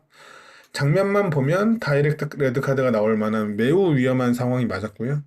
부산 입장에서는 경기 시작하자마자 득점, 그리고 이후 경기를 보면 부산이 지속적으로 구상민 선수의 롱킥과 곤살로의 헤딩 경합을 시도했거든요. 준비해왔다는 겁니다. 그 준비해온 전략대로의 득점으로 아주 기세가 탈 수 있는 상황에서 찬물을 끼얹은 퇴장이었기에 경기의 분수령이 된 것이 맞다라고 저는 생각을 합니다. 코너스님은요? 뭐 저도 똑같은데요. 전반 2분만이었기 때문에 사실상 경기 결과를 바꿨다라고 해야 될 것 같아요. 손석현 선수의 파울이 뭐 저는 당연히 고의성은 없었을 거라 생각을 하고요. 맞아요. 예, 최영준 선수에게 향한 볼이 생각보다 높지가 않아서 최영준 선수가 거기에서 머리를 댈 거라고 생각을 좀 못했던 것 같아요. 예, 어쨌거나 되게 위험한 플레이가 됐고 최영준 선수가 정말 크게 다칠 수도 있었던 장면이었기 때문에 주심이 바로 그냥 레드카드를 꺼냈었거든요. 뭐 네. VAR VAR과도 볼 필요도 없었고. 예. 예, VAR과도 잠깐 소통하는 것 같았었는데 뭐 큰 이견이 없었던 걸로 봐서는 뭐 정심이라고 봐야 하지 않을까 생각합니다. 저는 그 이 장면 이후에 이제 우리가 구단 비하인드 영상 다 보잖아요. 최영준 선수의 마인드셋이 굉장히 멋있더라고요. 하나 더 퇴장시키게 머리 또 들미르라. 이런 얘기를 하더라고요. 그거 보면서 와, 이 선수 진짜 마인드셋이 위너다. 승리자의 마인드셋이다. 위닝 멘탈리티다라는 생각을 좀 했습니다. 저는 좀 반대로 생각했었는데 어떤 예. 굳이 그렇게까지 할 필요 있을까? 이게 여러분 T와 F의 시각 차이입니다. 그 왜 그거 있지 않나? 그 골 넣고 한 경기에서 골 넣고 그 퇴장당한 걸 갖다 무슨 클럽이라 부르던데. 아, 맞아. 가린샤 클럽. 가린샤 클럽이 예. 그래서 하석주가 가입되어 있는. 네, 맞아요. 월드컵 경기에서 한 경기 내 득점과 퇴장을 기록한 선수들의 모임이 가린샤 클럽이래요. 네, 그래서 또 그런 장면이 또 보기 드물게 나왔고요. 그 손석영 선수는 끝나고, 그러니까 제가 들었는데 끝나고 이렇게 사과하러 왔다라고 하더라고요. 네, 맞아요. 그래서 또 그런 모습 보니까 또 이게 또 마냥 안 좋게 얘기할 수는 없어갖고 어쨌든 그런 장면이 있었고 또 이날 경기에 분수령이 되었다고 봐야 할 것 같습니다. 자, 이제 퇴장으로부터 조성환 감독이 지키는 선택을 안 한 것 같거든요. 어찌 보면 좀 용맹하게 싸우려 들지 않았나. 경기 끝나고 보니까 유효 슈팅 차이도 딱 한 개예요. 부산이 8개, 수원이 9개. 전체 슈팅도 차이가 얼마 안 났고요. 만약 우리 팀이 이런 상황에서 이런 선택을 했으면은 솔직히 욕을 한 바가지로 했을 수도 있거든요. 이런 부분을 좀 어떻게 보셨는지. 또 조성환 감독이 지키지 않고 한 명이 없음에도 그냥 밀고 나왔다고 보셨는지. 또 이런 전체적인 부분 이야기해 주시면 좋을 것 같습니다. 앞서 말씀드린 대로 퇴장이 너무 일찍 나왔고 또 게다가 우리의 동점골도 너무 일찍 나왔기 때문에 사실 부산 입장에서는 선택지가 없었을 것 같아요. 결국에 동점골이 빨리 나와서. 네, 그렇죠. 네. 그러니까 만약에 퇴장이 전반 막판이나 후반에 나왔다면 그냥 걸어 잠궜겠죠. 뭐 최소한 비길 수는 있었을 테니까요. 근데 전반 2분에 퇴장을 당했고 전반 11분에 동점골이 나왔기 때문에 80분을 수비만 하다가 역전골 먹고 진다? 뭐 있을 수가 없는 일이라고 생각하거든요. 또 전반 32분에 또 역전골이 실제로 나왔고요. 그렇죠. 그래서 그냥 조성환 감독 입장에서는 그냥 할 수 있는 걸 다 해보자 라는 상황이었다고 보고요. 저는 반대로 우리였다 하더라도 같은 선택을 했을 거라고 저는 생각합니다. 네. 매우 동의하고 매우 같은 생각이고요. 저는 옳은 선택이었다고 봅니다. 그 퇴장 시점에서 보면 정규 시간만 80분 이상, 뭐 추가 시간까지 하면 90분을 뛰어야 되는 상황에서 그때부터 내려앉아 지키기 시작하면 오히려 체력적인 문제가 더 빨리 옵니다. 그리고 지켜야 된다는 압박감 때문에 선수들의 정신적인 스트레스도 상당해지고요. 불안하죠. 예. 네. 그래서 너무 일찍부터 수비적으로 나온다면 초반에는 안정적일 수 있으나 오히려 후반에 더 크게 고전했을 수도 있다라고 생각을 해요. 그리고 이제 건너스님이 정말 잘 말해주신 게 다실점을 했지만 경기력 자체는 좋았고 수원의 동점골이 이르게 터져서 결국 우리가 이제 쉽게 풀어나간 것이지 만약에 그런 상황에서 계속 1대0이 유지됐으면 우리가 더 초조해서 맞아요, 어려우면서 맞아요. 예. 뒷공간을 막거나 이런 게 나와서 결국 그런 비판은 뭐 할 수는 있겠지만 결과론적인 비판이다 라는 생각인 거고 세라핌의 골이 터진 덕분에 우리가 좀 편하게 갔다. 다행이다. 이렇게 생각을 합니다. 네, 뭐 한 명 없었는데 좀 상대편 입장에서 보자면은 위협적인 장면을 꽤나 잘 만들어내서 이게 없는데도 불구하고 잘 싸웠다. 좀 칭찬해 줄 만하다. 좀 이런 생각이 좀 들었던 것 같습니다. 네, 앞에서도 말씀을 잘 해주셨는데요. 결국 동점골이 빠르게 나왔던 것이 또 이제 부산을 무너뜨리게 하지 않았나. 좀 그런 또 평가를 해볼 수 있을 것 같은데 그동안 수원이 공격력이 약했기 때문에 뭐 상대가 퇴장이라는 그런 변수가 발생해도 잘 이용하지 못하고 고전하는 모습을 보여줄 수도 있었다. 이렇게 예측도 해볼 수 있었거든요. 근데 이날만큼은 상대 변수를 적극적으로 이용하며 대승이라는 결과까지 가져오게 됩니다. 좀 달라진 부분이겠죠. 수원의 득점은 총 4골이 터졌고요. 특히 우리의 동점골이 빨리 터지면서 경기를 우리 페이스로 가져오게 됩니다. 세라핌의 마무리가 좋았는데 일류첸코의 어시스트도 좋았습니다. 이날 일류첸코와 김지현이 수시로 위아래로 내려오면서 그 공간으로 다른 공격수들이 침투하는 컨셉을 보여주기도 했는데 패널분들 좀 어떻게 보셨습니까? 저는 매우 좋은 시도였다라고 생각을 하고요. 특히 일류첸코 선수가 2선으로 내려오면서 상대 수비를 끌어당기는 형태를 우리가 자주 취했는데 원래는 이 부산의 미드필드에서 일류첸코를 견제했어야 된다라고 저는 봤는데 이 퇴장으로 인한 수적 열세로 인한 것인지 아니면 원래 중앙 수비수가 반응하기로 한 것인지 그 조위재 선수가 계속 끌려 나왔는데 발 빠르고 그런 선수라 대응이 될 거라 생각했는지 모르겠지만 어쨌든 중앙 수비수가 계속 일류첸코를 견제하기 위해서 전진해주면서 공간이 열렸고 그 공간을 우리가 굉장히 효과적으로 공략을 했습니다. 지난 천안전과 비교하자면 일류첸코가 천안전에서는 김지현 선수에게 가장 많은 패스를 보냈어요. 그러니까 내려와주면서 전방으로 네네네. 보냈다라고 볼 수 있는데 이번 부산전에서는 이민혁 선수에게 가장 많은 패스를 보냅니다. 많은 패스를 하는 선수가 아니긴 한데요, 일류첸코가. 어쨌든 횟수를 보자면요. 그러니까 다이렉트로 전방으로 보내기보다 전방을 바라보고 있는 선수에게 한번 내주는 방식을 가져왔다라고 봤는데 이게 좀 더 정확한 전진 패스들이 다시 전방으로 투입되면서 더 부산을 어렵게 만들지 않았나 이렇게 봤습니다. 커더스님은 또 어떻게 바라보셨는지. 저는 좀 다른 생각을 갖고 있는데요. 일단 많은 전문가들이 축구는 누가 실수를 적게 하느냐의 싸움이다 라고 그렇죠. 얘기를 하잖아요. 네. 우리의 실점 장면에서도 고종현 선수의 실수가 있었고 세라핌 선수의 득점 장면도 조이제 선수의 클리어링 실수에서부터 시작됐거든요. 퇴장 이후 부산은 이건희 선수가 볼을 잡았을 때 수비 형태가 무너지는 장면을 자주 보여줬었는데요. 이기재 선수의 프리킥 골 장면에서도 이 프리킥을 얻어내는 과정을 보면 권한규 선수가 이건희 선수에게 패스를 주는데 이때 5백을 형성하고 있던 왼쪽 풀백의 전성진 선수가 이건희 선수를 마크하기 위해 위로 올라오고 3백의 왼쪽 센터백인 이동수 선수가 세라핌을 막기 위해 측면으로 빠지면서 이 센터백 사이에 공간이 벌어지게 됩니다. 이때 일류첸코 선수가 볼을 받으러 올라오니까 빌레로 선수까지 딸려가면서 이 센터백 사이끼리의 공간도 벌어지고 미드필더와 센터백 사이의 공간까지 벌어지게 됐고 그 네네. 공간에 김지현 선수가 들어가면서 이 파울을 얻어내게 되거든요. 그런데 냉정하게 말해서 전반에는 수원이 이런 부산의 약점을 제대로 공략하지 못했습니다. 부산이 이제 한 명이 빠지면서 5-3-1 형태로 수비하는 상황이었기 때문에 빠르게 반대로 전환하는 패스가 나왔어야 했는데 센터백의 간격이 가까웠고 반대 전환하는 상황에서 불필요하게 미드필더 한 명이 내려오면서 거쳐가다 보니까 반대편에 한 명이 프리로 서 있는 상황을 전혀 활용하지 못했거든요. 네, 추가 시간까지 하면 거의 전반 45분을 10대 11로 싸운 거나 다름없는 상황이었음에도 점유율은 72대 28로 압도적이었음에도 불구하고 슈팅은 고작 2개밖에 차이가 나지 않았기 때문에 이 3골을 넣었던 것과는 별개로 경기 내용은 썩 좋지 못했다라고 맞아요. 생각합니다. 경기력 측면은 또 뒤에서 저희가 자세히 또 다뤄볼 부분이고요.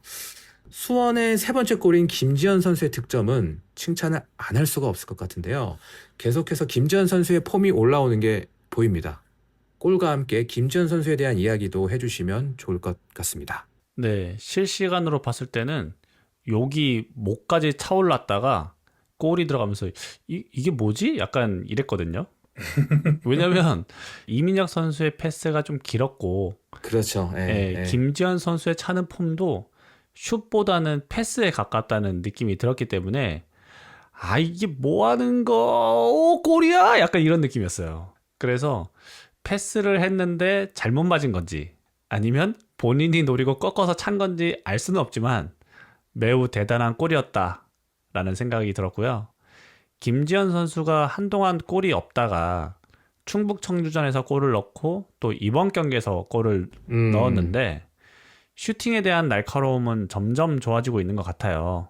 확실히 그건 있는 것 같아요. 네. 근데 지금의 위치와 일류첸코와의 궁합은 여전히 썩 좋아 보이지는 않아서 이 부분에 대한 수정이 좀 필요하지 않나 라는 생각이 들었습니다. 저희도 투톱이 계속 나왔으니까 이게 좀 그랬다. 그래서 이번 경기는 좀 파울리뉴가 나와야 되지 않냐라는 의견도 지난주에 했었는데 계속해서는 좀 투톱 위주의 경기를 좀 하는 것 같네요. 네. 이 골에 대해서 저도 얘기를 하자면 버너스님과 비슷한 생각인데요. 생중계로 볼 때는 운이 좀 따라준 슛이라고 생각을 했어요. 여러 가지가 맞아 떨어져서. 근데 하이라이트도 보고 또 이 팟캐스트를 준비하면서 경기를 다시 돌려보니까 만드는 과정에서도 김지현 선수가 매우 좋은 연계와 포지셔닝을 보여줬고 또 슛 자체도 골키퍼의 허를 찌르는 매우 감각적인 슈팅을 보여줬다라고 저는 좀 봤습니다. 이 수원이 이날 경기에서 시도했던 공격 패턴이 이 골 장면에 고스란히 담겨 있다고 봤는데요. 좌측으로 김지현 선수가 넓게 벌려주고 고정현 선수로부터 매우 좋은 패스가 투입이 돼요. 앞서 일류첸코의 움직임에 대해서 이야기했던 것처럼 전방에서 뒤로 다시 내준 후 공간에 침투하는 선수에게 전진 패스를 시도하는 패턴을 우리가 사용했다라고 말씀드렸는데 딱 그대로 됐습니다. 김지현이 이기재 선수에게 내주고 이기재가 공간에 침투하는 박승수 선수에게 전진 패스를 합니다. 박승수가 좋은 퍼스트 터치로 상대 수비를 이겨내고 또 다시 이민혁 선수한테 내주고 이민혁이 다시 측면에서 안쪽으로 세도하던 김지현에게 한 번 더 내줍니다. 저는 이 패스 때는 화가 났어요. 왜 패스를 저렇게 주지? 네, 길었잖아요. 네, 그렇죠. 네. 네. 근데 어쨌든 김지현이 그 상황에서 매우 멋진 슈팅을 시도하는데 보통 이런 상황에서는 이제 파포스타로 먼 쪽 골대를 보고 밀어 때려서 그러니까요. 가마차잖아요. 그래서 그 장면을 보시면 구상민 골키퍼가 좋은 골키퍼이기 때문에 공 따라 움직이면서 몸을 좌측으로 골키퍼 기준 좌측으로 한번 딱 뛰어요. 그때 김지현 선수가 완전 꺾어갖고 니어 가까운 쪽 포스트로 슈팅을 차고 그게 이제 골대로 들어가면서 고상민 선수가 반응조차 못하게 역동작에 걸리는 모습을 보이거든요. 그래서 저는 슈팅이 결과론적으로도 보고 어쨌든 차는 걸 보니까 완벽하게 몸을 꺾어서 각도를 만들더라고요. 그래서 굉장히 훌륭한 슈팅이었다. 센스가 있었다라고 저는 봤습니다. 네, 저도 이게 때에 따라서는 뭐지라고 했는데 그러니까 건너스님이 이게 약간 패스한 거 아닌가라는 의견도 있을 수 있겠지만 저는 순간적으로 키퍼 그 반응하는 거를 보고서 이 빠르게 판단해서 그 이제 반대로 역동작 걸리게 찼다라고 보거든요. 왜냐면 발목 자체를 슛처럼 가져가려고 하는 게 저는 그렇게 봐가지고 이렇게 대단한 센스를 지닌 건가라는 좀 깜짝 놀랐습니다. 그래서 이런 골 하나하나가 이제 자신감이 더 상승되는 데 도움이 주지 않을까. 왜 그동안 김지현 선수가 골대도 자주 맞추고 아깝게 빗나가는 슛도 많이 나고 그랬었잖아요. 그래서 저희가 되게 열심히 하고 슈팅도 잘 하는데 왜 골이 안 날까 이런 얘기 했었잖아요. 그래서 이제 빛을 조금 바라는 것 같아갖고 냉정하게 얘기하면은 이제 일류첸코가 우리 팀 선발에 있어서 원톱 베스트잖아요. 그렇죠. 이제 파울리랑 또 복귀하면 이제 김지현 선수는 사실상 1.5 옵션 정도 되는 것 같은데 어느 팀이든 이 위치에 있는 그 골잡이들이 제 역할을 해줘야 그 팀이 되게 성적이 좋습니다. 그러니까 주전급의 활약을 해줘야 좋습니다. 그래서 김지현 선수가 그런 역할을 잘 해줘야 하고 또 해주지 않을까 좀 기대감을 좀 가져보게 됐던 그런 멋진 득점이었던 것 같습니다. 하여튼 더 힘내주셨으면 좋겠습니다. 또 우리 이준이가 또 팬이지 않습니까? 그렇죠. 네, 그래서 더 열심히 하셔야 됩니다. 이미 전반전부터 3대1 상황이었기 때문에 또 상대보다 우리 숫자가 더 많았기 때문에 후반전에도 우리가 가둬놓고 팰 수 있겠다 그런 생각을 했습니다만 솔직히 말씀드리면 껍데기만 쏙 빼먹고 알맹이는 내주는 느낌이었습니다. 그 다득점했던 부분에 있어서 우리의 아쉬웠던 부분을 좀 가려지게 하는, 그러니까 놓치지 말아야 하는 그런 부분도 한번 봐야 될 것 같은데 부산은 한 명이 더 있었다면 아니면 양영모가 몇 차례 선방을 하지 않고 한 골이라도 먹었었다면 이 경기 또 어렵게 흘러가지 않았을까 봅니다. 그래서 이런 거예요. 앞에서 우리가 말씀을 하셨잖아요. 소감 때. 분명히 대승을 했어요. 그리고 한 명이 더 많았어요. 근데 경기력이 썩 좋지 않았던 느낌이 들었어요. 이건 우리가 실리적인 선택을 했다라고 볼 수 있을지 아니면 부산의 기세에 우리가 밀렸다고 봐야 할지 아니면 우리가 좀 뭔가가 꼬였다고 봐야 될지 전후반 통틀어 사이드에서 집중력 있는 공격 구조가 잘 작동 안 한 느낌도 있었습니다. 볼을 또 너무 자주 잃어버린 느낌도 들었고요. 각자 좀 어떻게 보셨을까요? 다른 분들 영상을 보니까 현장에서는 그 팬들이 경기 후에 우산도 돌리고 매우 즐거워 보이더라고요. 예, 분명 어려운 원정 경기에서 대승을 한 상황이니까 팬들은 충분히 즐길만 했다라고 봅니다. 하지만 선수들은 결과로 이 경기를 기억해서는 안 된다라고 저는 생각을 합니다. 네, 중계를 본 입장에서는 매우 아쉬웠고 변성환 감독이 선수들에게 경기 때마다 더 불사지르라 요구하는 이유를 좀 이해하게 되었다라고 할까요? 그리고 이 팟캐스트를 준비하면서 경기를 2번 정도 다시 돌려본 지금도 그 생각에는 변함이 없습니다. 그 아쉬운 것들에 대해서 좀 이야기를 해보자면 먼저 수적 우위를 활용하지 못하는 좋게 말해서 순진한 운영, 나쁘게 말하면 되게 바보 같은 운영을 했다라고 얘기를 하고 싶은데요. 약지 못했죠, 그러니까. 네. 상대가 한 명 적었기 때문에 우리의 모든 패스 수치가 평균보다 더 높게 나왔어요. 많이 돌릴 수 있었으니까 여유 있게. 하지만 그것이 의미 있는 수치라고 보기엔 좀 어렵다라는 생각을 저는 수치를 보면서 했어요. 왜냐하면 이게 우리의 소유를 유지하기 위한 패스였지 상대를 더 뛰게 하거나 끌어내기 위한 패스였다고 보기엔 좀 어려웠기 때문인데요. 패스 숫자를 보면 이번 시즌 수원이 기록하고 있는 경기당 평균 횟수는 약 424개예요. 평균적으로 424개를 한 경기에서 패스를 성공하는데요. 이날 경기에서 수원은 총 530개의 패스를 성공합니다. 100개가 넘게 증가를 한 거죠. 그런데 공격 진영 내 패스는 경기당 평균 72.5개를 이번 시즌 기록하고 있어요. 근데 이번 경기에서는 약 4개가 증가한 76개를 성공합니다. 그러니까 우리가 공격 진영에서 그만큼 더 통제력을 발휘하지 못했다는 거죠. 숫자 그렇죠. 우위가 있는데도 그렇죠. 불구하고 다른 기록을 살펴보면 우리가 경기당 평균 180개 정도의 횡패스를 기록을 하고 있어요. 횡패스를. 이날 경기에서는 238개의 횡패스를 기록합니다. 특히나 폭백 라인에서 횡패스가 지난 천안전에 비해 대거 증가를 했습니다. 물론 공을 좌우로 이동시키면서 상대가 따라서 이동하게 하고 상대의 움직임을 이끌어낼 수 있겠지만 엄청난 체력 소모를 이끌어내진 않습니다.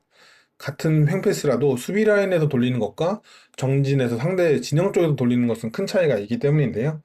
수비 라인에서 돌리는 것은 조금의 포지셔닝만 잡아줘도 반응이 가능하지만 우리가 공격 진영에서 횡패스를 제대로 이용할 경우에는 상대가 그 횡패스 따라 크게 움직여주면서 체력 소모를 이끌어낼 수 있는 거거든요. 근데 이게 안 됐다. 그래서 엄청난 체력 소모가 있던 것도 아니었다.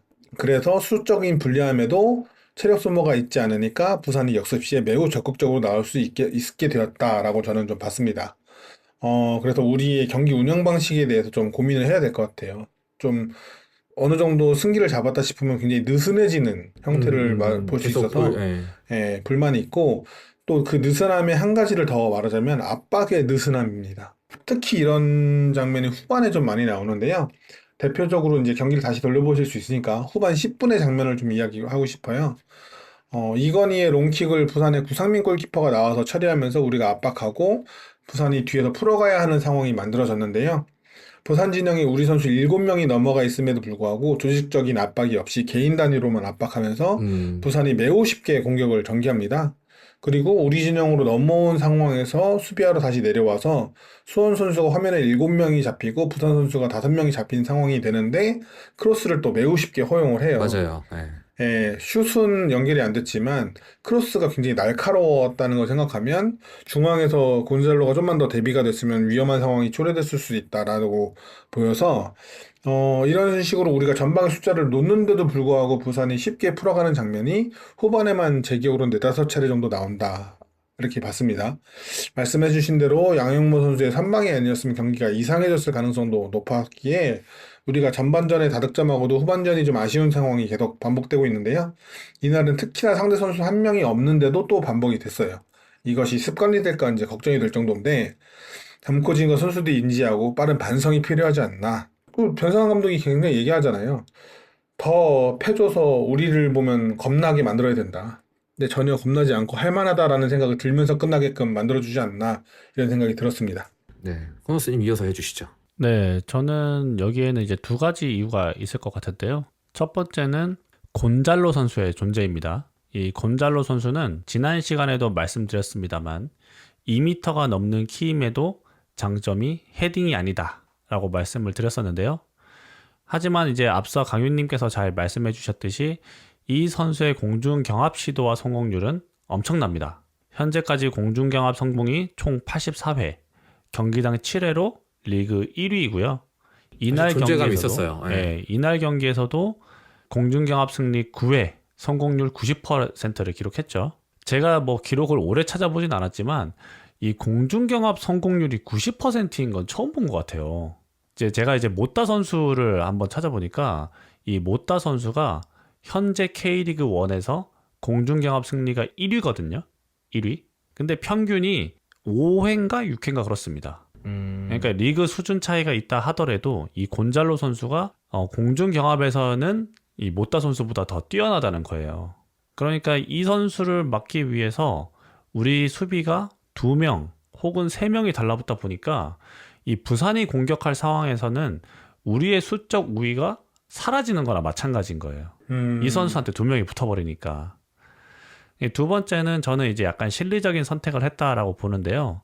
이 3대1로 이기고 있는 상황이었기 때문에 라인을 올려서 몰아치기보다는 천천히 공격을 전개하면서 부산을 계속해서 끌어내면서 뒷공간을 향한 롱킥을 시도했었거든요. 근데 이 이건희 선수의 롱킥이 좀 계속 아쉬우면서 이 기회를 좀 허무하게 날리는 경우가 많았었고, 후반전을 보면서 제가 좀 한 가지 아쉬웠던 점은 부산이 전방에 곤잘로 선수 1명이 있는데 우리는 후방에 3명이나 4명 정도가 빌드업을 하더라고요. 그러니까 이게 이제 앞서 말씀드린 실리적인 전술 혹은 이기고 있는 상황이었기에 여유롭게 플레이를 하기 위한 시도였을 수도 있지만 이 후방에 너무 많은 선수들이 있다 보니까 오히려 전방에서는 숫자가 부족한 상황이 계속해서 나왔었거든요. 이게 만약에 의도한 것이 아니라면 우리의 맞아요. 후방 빌더 패턴이나 전체적인 포메이션을 다시 한번 좀 점검해 봐야 하지 않을까 이런 생각이 들었습니다. 이 부산 입장에서는 좀 킹받았을 것 같아요. 아니, 우리가 1명 적은데도 경기력이 대등대등하고 슈팅 차이도 얼마 안 나는데 골은 저쪽에서 다 뽑아먹네. 네, 다행히 결과는 가져와가지고 다행이었는데 앞에서도 잘 말씀해 주셨습니다. 이 선수들은 이 대승, 다득점 경기한 부분에 대해서 그 기억은 좀 냉정하게 좀 지워야 되지 않을까. 왜냐면 아직 시즌이 또 많이 남았기 때문에 경기가 끝났을 때 부산 선수들 그 보면은 그런 거 보였거든요. 다음에 보자. 예, 전 그게 느껴졌거든요. 해볼 만하네. 다음에 보자. 그래서 이런 여지를 좀 줬던 건 좀 아쉽게 느껴지는 것 같습니다. 다음에 보더라도 그땐 더 두들겨 펼 수 있도록 대비를 잘 해야 될 것 같습니다. 자, 이렇게 후반에 멈칫하는 모습이 나오다가 이걸 한 번에 부셔준 선수가 있었습니다. 바로 이건희 선수인데요. 좋은 포지셔닝을 가져가더니 결국 데뷔골을 터뜨립니다. 이 선수의 어시스트도 지금 벌써 3개인가? 그렇습니다. 19세 선수가 사이드백이라는 포지션임에도 불구하고 공격 포인트 양산을 잘해주고 있는데 각 패널분들께 한번 물어보고 싶네요. 이 선수의 포텐 어디까지 갈까요? 네, 이 선수가 2005년생으로 이제 20살인데요. 지금 같은 폼을 계속 보여주고 킥에 대한 정교함만 더 갖춰진다면 저는 머지않아 성인 국가대표팀에 차출되지 않을까 싶고요. 이건희 선수가 약간 클래식한 윙백이잖아요. 그렇죠. 좀 요새 예, 왕성한 활동량에 직선적인 움직임이 좋고 또 동나이대 선수들 중에서는 수비력도 훌륭한 편이라서 뭐 발전 가능성이나 재능 측면에서는 박승수나 고종현을 뛰어넘지 않을까라는 생각을 하고 있고요. 고평가하시네요. 네, 국가대표 감독이 바뀌게 된다면 아마도 차출에 대한 얘기가 피어오르지 않을까 싶습니다. 강유님은 어떠십니까? 김문환을 제끼고 문환이 설영우를 제끼고 이건희가 나갈 수 있다. 상상만 해도 굉장히 설레는 일인데 어쨌든 먼저 풀백이기 때문에 저는 수비적인 스탯을 확인해 봤는데요. 이날 경기에서 상대의 패스나 드리블을 막아서 루즈볼로 만드는 차단을 팀 내 최다인 7회, 루즈볼에 대한 소유를 되찾아오는 획득을 키퍼를 제외한 팀 내 최다인 7회를 기록하면서 수비에서도 꽤 좋은 모습을 보여줬습니다. 이날은 아쉽게도 연결된 크로스를 기록하진 못했지만 매우 좋은 킥력을 바탕으로 시즌 11개의 크로스를 성공시키면서 리그 전체에서 크로스 성공 5위에 올라와 있어요. 야. 네, 스프린트도 매우 작고 공격 가담도 많은데 아직 젊은 나이니까 체력적으로도 굉장히 좋은 모습을 보여주면서 공수에서 두루 활약을 해주고 있습니다. 이야기해주신 대로 데뷔골까지 기록을 했고요. 우측 풀백 하면 저는 우리 팀에서 뛰었던 2명의 레전드가 떠오릅니다. 네네. 최성용 선수와 송종국 선수인데요. 제가 두 선수를 너무 좋아했습니다. 강철 같은 체력, 리그 최고 수준의 대인마크, 그리고 훌륭한 공격 가담까지 가진 선수였기 때문에 그래서 이건희 선수가 지금의 성장세를 쭉 유지해서 이 두 선수와 어깨를 나란히 하는 날이 오기를 저는 간절히 기원을 합니다. 오히려 그런 게 좀 도움되지 않았을까 싶어요. 그러니까 클래식한 윙백으로 보고 있잖아요. 우리가 이 선수의 지금. 네네. 그러니까 요즘에는 그 풀백들, 사이드백들한테 그 전술적인 컨셉이나 요구사항이 굉장히 많잖아요. 그렇죠. 아무래도. 근데 이 선수에게는 과도한 그런 건 없는 것 같아요. 그러니까 이런 전술적인 역할보다도 그냥 기본에 이 윙백이 가져야 되는 기본적인 역할에 충실해서 그냥 최선을 다해서 올라갔다 오고 크로스 날리고 그러니까 좀 가볍게 해줬던 이런 부분들이 오히려 이 선수의 부담을 좀 적게 하고 나이가 또 어리다 보니까 활약하는데 더 도움이 되지 않았을까라는 생각이 싶기도 하고 이제 걱정되는 건 그거예요. 저도 이 선수가 앞으로 국대 주전까지 왜냐면 풀백이 기근이지 않습니까 지금. 그렇죠. 예. 그러다 보니까 주전 자리까지 범칙한 그런 포텐을 갖고 있지 않나. 스피드도 좋고 피지컬도 작지도 않아요. 보면 탄탄해요. 또 키도 작지도 않은데 근데 이제 분명히 어려움이 올 겁니다. 저주하시는 건가요? 네. 그건 아니고요. 그 상대 견제도 분명히 이제 시작될 거고. 그렇죠. 예. 그리고 또 감독의 성향에 따라서 이제 점점 더 요구하는 그런 전술적인 포인트들도 늘어날 거고, 그럼 이제 그걸 또 본인이 소화를 해야 되고, 그래서 왜 상승세를 깊게 올라가다가 도태되는 그런 유망주들 많이 봤잖아요, 저희들. 그래서 이 선수 그런 어려운 부분 다 극복하고 분명히 고비가 올 테지만 잘 이겨내서 뭐 또 압니까? 또 유럽 무대까지 노려봄직한 선수로 성장하지 않을까. 또 그 전에 우리 곁에서 또 오래 뛰어주셨으면 좋겠습니다. 부상 없이 잘 성장해 주셨으면 좋겠습니다. 저희가 부산은 상성이라서 어려울 거라고 예상을 했는데 4대1로 완승했습니다. 이날 경기에서 MOM 선정하면서 부산전 이야기는 여기까지 하도록 하겠습니다. 각자 생각하시는 선수로 뽑아주시면 감사하겠습니다. 네, 멋진 동점골로 분위기를 바꿔준 세라핌, 아니면 훌륭한 연기로 공격의 시발점이 된 일류첸코, 데뷔골을 기록한 이건희 선수 등 MOM을 뽑을 만한 선수들이 많지만 저는 역전 결승골로 부산의 사기를 꺾게 만든 이기재 선수를 MOM으로 좀 선정하고 싶어요. 그 골도 멋있었어요. 네, 그러니까 이기재는 정확한 왼발킥을 이용해서 날카로운 크로스를 여러 차례 보여줬습니다. 이게 뭐 슈팅으로 연결되진 않았지만 굉장히 왼발킥 감이 좋더라고요. 그리고 또 3개의 슈팅을 때렸는데 3개가 모두 다 유효 슈팅이었고 그 중에 하나는 역전 결승골이었죠.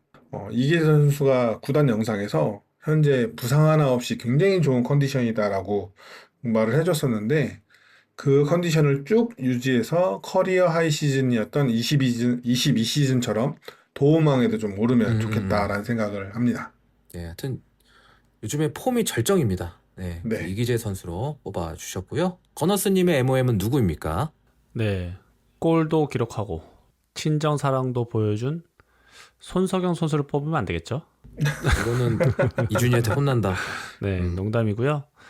데뷔골을 기록한 우리의 영건 이건희 선수를 뽑겠습니다. 지금 보니까 공격 포인트가 팀 내에서 높은 편이라서 확실히 이제 존재감을 늘려가는 것 같은데 이렇게 이건희 선수를 뽑아주셨고요. 공교롭게도 두 분이 뽑아주신 선수가 MOM 선수가 오른쪽 백과 레프트 백입니다. 네. 이 사이드 수비수 선수들이 MOM으로 선정되었습니다. 하여튼 축하드리고요. 정말입니다. 이 상승세일 때 부상으로 꺾이지 않고 계속해서 MOM급 활약 이어주셨으면 좋겠습니다. 이제 김포전 이야기로 넘어가 보도록 하겠습니다.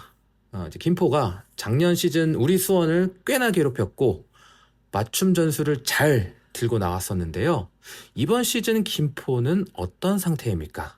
네, 현재 김포는 3승 3무 6패로 9위에 랭크되어 있고 최근 5경기에서 1승 4패로 최근 분위기는 매우 좋지 않습니다. 작년이랑 비교해서도 조금 내려와 있는 상태인 것 같네요. 그렇죠. 물론 4패 중에 3패가 상위권에 있는 전남, 인천, 서울 이랜드이긴 하지만 경기 내용도 매우 좋지 않아서 승리를 통한 분위기 반전이 매우 절실한 상황인데요.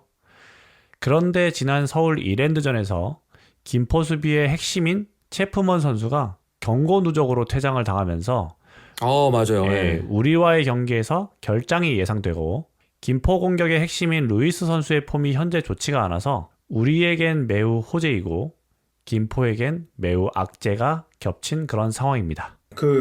김포가 올 시즌 기록한 승리가 3승이라고 잘 말씀해 주셨는데 그 승리가 13위 안산, 14위 천안, 12위 화성에 얻은 승리예요. 하위권 팀들 상대로. 네, 말씀하신 대로 하위권 팀한테만 거둔 승리라서 굉장히 지금 분위기도 안 좋고 경기 플레이를 보면은 이제 기록을 좀 살펴보면 태클이 총 129개, 경기당 10개로 리그에서 가장 많은 태클을 하는 팀. 상대의 드리블이나 패스를 가로막아 루즈볼을 만드는 차단이 279개, 경기 평균 23.25개로 리그에서 1위. 루즈볼의 소유를 가져오는 획득이 총 1050개, 경기당 87.5개로 리그에서 1위. 파울도 총 141개, 경기당 11.7개로 리그 4위. 그러니까 작년과 똑같이 많이 뛰고 거칠게 플레이하는 팀이에요. 고정훈 감독이 작년과는 다른 플레이를 하겠다라고 말했는데 뚜껑 열어보니 네, 같은 플레이다라고 보이고요.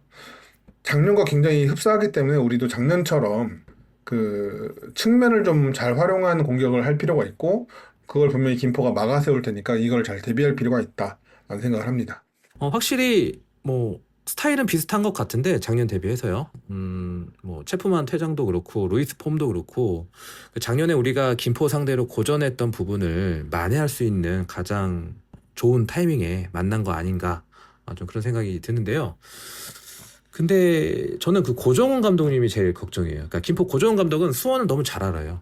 그러니까 데뷔도 잘하는 것으로도 평가해 볼 수 있을 것 같은데 김포가 제일 잘하는 거를 좀 들고 나올 텐데 이게 지금 수원 상대로도 맞춤적으로 약간 좀 거칠게 하고 막 강하게 압박 걸어갖고 그렇게 하고 이걸 잘 이행할 수 있는 수준이라고 보십니까? 작년 대비해서는 김포의 수준이 조금 하향된 반면 수원의 선수단은 작년과 비교할 수 없을 정도로 상향되지 않았나 좀 이런 기대감도 있거든요. 그러니까 김포가 작년에 그런 수원을 대비했던 그런 전략을 들고 나올 텐데 먹힐지 수원을 괴롭힐 수 있을 거라 보시는지 좀 냉정하게 한번 얘기를 해봤으면 좋겠습니다. 네, 현재 솔직하게 지금 두 팀의 기세나 스쿼드를 봤을 때는 우리의 압도적인 승리가 예상되는데요.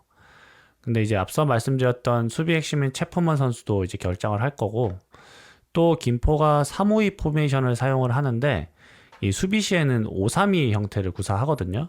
근데 이 5백이 전혀 견고하지 못하고 뒷공간을 쉽게 내주는 등 구멍이 많습니다. 우리의 측면 공격수들이 충분히 김포의 뒷공간을 공략할 수 있을 거라고 생각을 하는데요.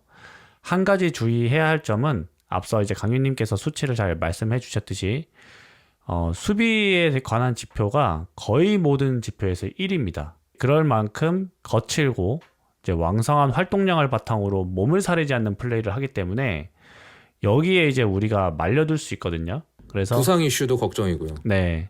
그래서 이제 빅버드에서 열리는 만큼 이른 시간에 선제골을 넣는 게 매우 중요할 것 같다. 이렇게 생각합니다. 그 김포가 올 시즌 영입한 명단을 보고 또 방출했던 명단을 보면 아주 냉정하게 작년의 수준을 유지하는 데 그쳤다고 봐요. 네. 근데 올 시즌 작년보다 더 K리그2 팀들이 상향 편중화가 됐죠. 인천도 내려오면서. 그렇죠. 네. 그렇기 때문에 작년보다 더 낮은 순위를 기록하고 있는 게 타당한 상황인 것 같습니다. 특히 미드필드에서 가장 준수한 모습을 보여줬던 장윤호 선수를 시청 FC 팀한테 보냈고, 그다음에 윙어 자리에서 또 준수한 모습을 보였던 서재민 선수도 같은 시청 FC 팀에게 보냈는데, 이에 대한 적절한 보강이 부족해서 미드필드 구성에 상당히 어려움을 겪고 있습니다. 우리랑 경기에서 굉장히 안 좋았던 그 최재원 선수 있죠? 거칠게 하는. 그다음에 제갈재민 선수, 이런 선수들이 뭐 작년만큼 좋은 폼이 아닌 것 같기도 해서 최재훈과 천지연, 그리고 새로 영입한 디자우마가 서로 번갈아가며 나오지만 아직 확실하게 주전 조합이다라고 싶은 조합은 구성하지 못한 걸로 보여요.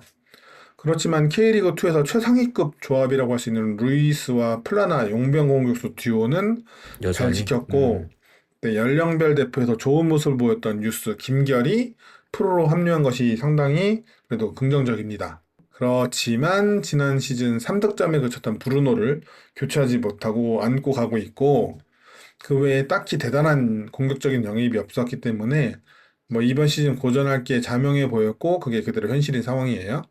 작년과 비교하자면 비슷한 전력인 김포와 한두 단계 이상 전력이 상승한 수원이기 때문에 작년 결과가 김포 원정에서 우리가 다 비겼죠? 네네. 그럼 우리가 한두 단계 올라갔으니까 한 2대0 정도는 이기지 않을까 싶고요.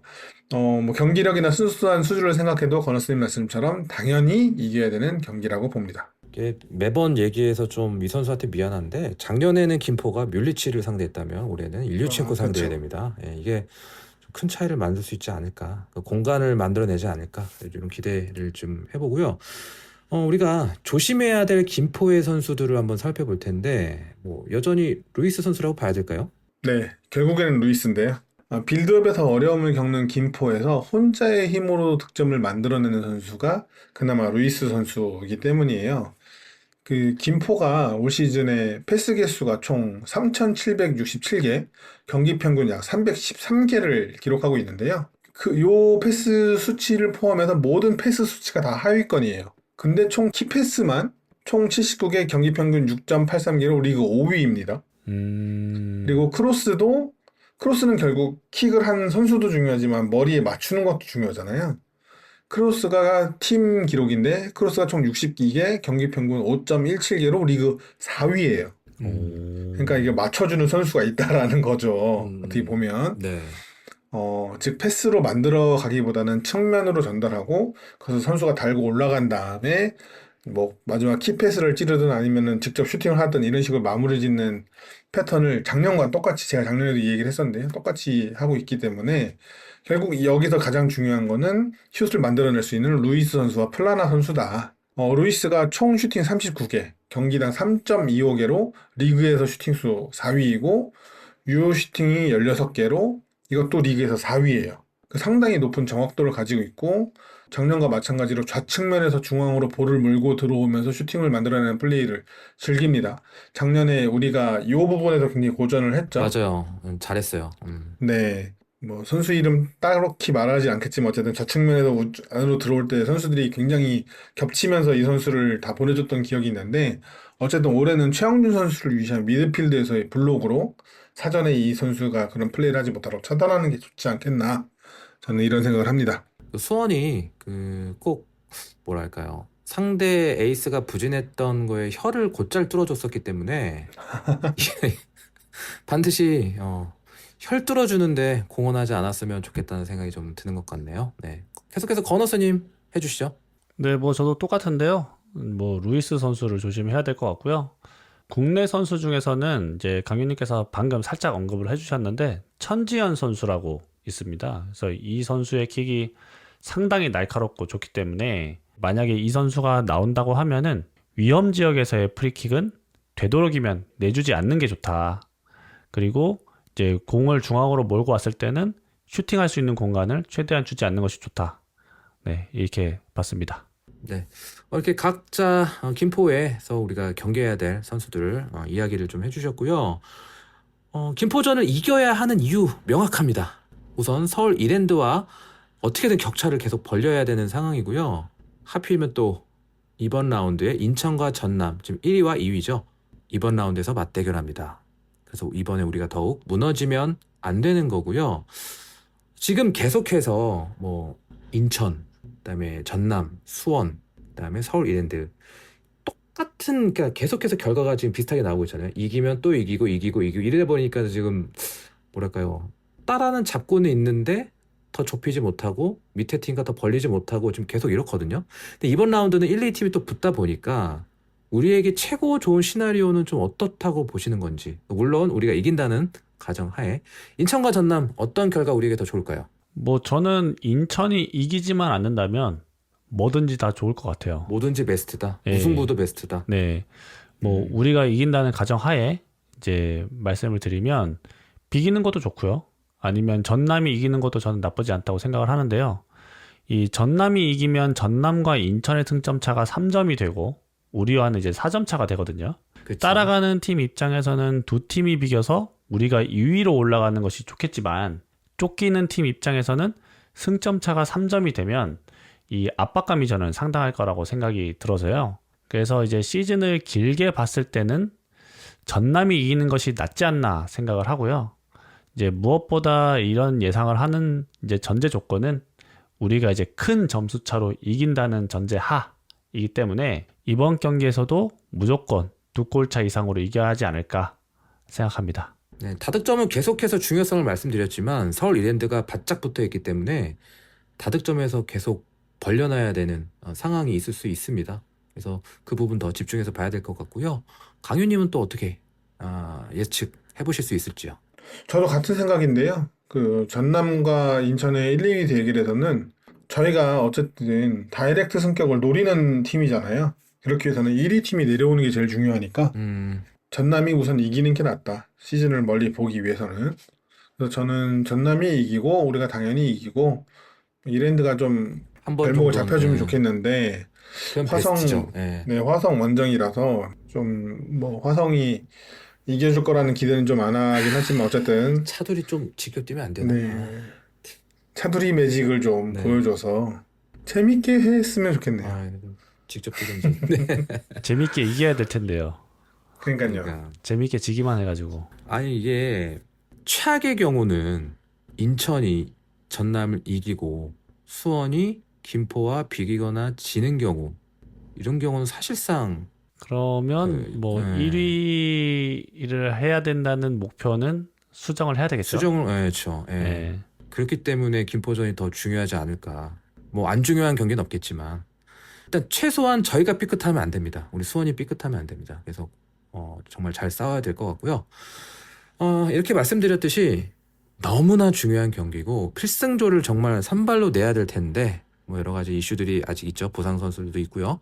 각 패널분들이 생각하시는 현재 김포전 대비한 최고의 선수 명단, 선발 명단, 또 결과 예측까지 한번 들어보고 이번 시간 마무리하도록 하겠습니다. 네, 소식들에 따르면 브루노 실바 선수가 김포전에는 출전이 가능할 예정이다. 그래요? 전 장기 부상을 봤었는데, 다행이네요. 이야기가 있어요. 네. 햄스트링이라서 저도 장기 부상일 줄 알았는데 뭐 훈련을 소화하고 있다라고 들리거든요. 하지만 변성환 감독 성격상 선발로 출전하진 않을 테니까 네. 파울리뇨 선수가 돌아왔기 때문에 전방에는 저는 일류첸코, 좌측 윙에는 박승수, 우측에는 세라핌, 그리고 공격형 미드필더는 파울리뉴가 포진하는 공격 포메이션이 유지될 거라고 보고요. 중앙 미드필더에는 아버지가 된 이규성이 가장의 무게를 보여줄 것 같고, 파트너로는 먼저 희생하는 남자 최영준이 더 머리를 들이밀어 줄 것 같습니다. 수비진에서 고민이 좀 많았어요. 용병 슬롯에 여유가 있었기 때문에. 그렇지만 이제 변성환 감독이 수비진에 변화를 줄 것인가. 그리고 만약에 뭐 레오 선수를 투입한다고 하면 그 용병 4명이 차는 거기 때문에 그 브루노 실바가 교체 출전이 가능한 상태에서 출전하려면 어쨌든 용병 선수를 또 빼고 넣어야 되는 거잖아요. 그러면 뭐 수비수를 바꿀 수는 없으니까 고정현 선수가 나올 가능성이 높지 않을까라고 생각했는데, 어쨌든 우리가 김포전에는 좀 더 공격적으로 나선다 생각하면 저는 과감하게 레오 선수에서 한번 선발을 생각을 해보고, 그리고 나머지 선수는 똑같이 이기재 선수, 권한규, 이건희가 포백을 구성할 거라 보고 캡틴 행모가 여전히 골문을 지키리라고 봅니다. 우리가 이번 경기는 무실점 승리를 할 수 있을 거다라고 생각을 해요. 김별 선수, 뉴스에서 올라온 김별 선수의 박스가담이 좋지만 그것을 도와줄 미드필더에서의 지원이 아쉽기 때문에 우리가 잘 막아낼 수 있을 거라고 봅니다. 레오 선수 같은 경우는 이제 어차피 이별을 하지 않을 거라면, 그렇죠. 활용을 할 거라면 한번 나올 때도 되지 않았나 싶은데, 또 왜 센터백이라는 그 특수성이 있어서 또 어떻게 될지 또 궁금해지기도 합니다. 예, 그래서 네, 레오가 그 나올지. 고정현 선수를 키우려는 건 좋아요. 그런데 어쨌든 이 선수가 어리고 언제든 공략당할 수 있고 또 시즌이 길잖아요. 그러면 가용할 수 있는 자원들을 다 가용할 수 있는 상태로 만들어 놓는 것이 중요하기 때문에 저는 폼이 부상에서 이제 완벽하게 벗어났다면 레오 선수가 이제 선발로 한번 뛰어줄 때가 되지 않았나라고 생각을 합니다. 그래서 저는 이제 경기 결과까지 말씀드리면 우리가 멀티 득점에 성공할 것 같아서 2대0 승리 예상해 봅니다. 네, 그래서 2대0 승리까지 예측해 주셨고요. 네, 커너스님 한번 예측해 주시죠.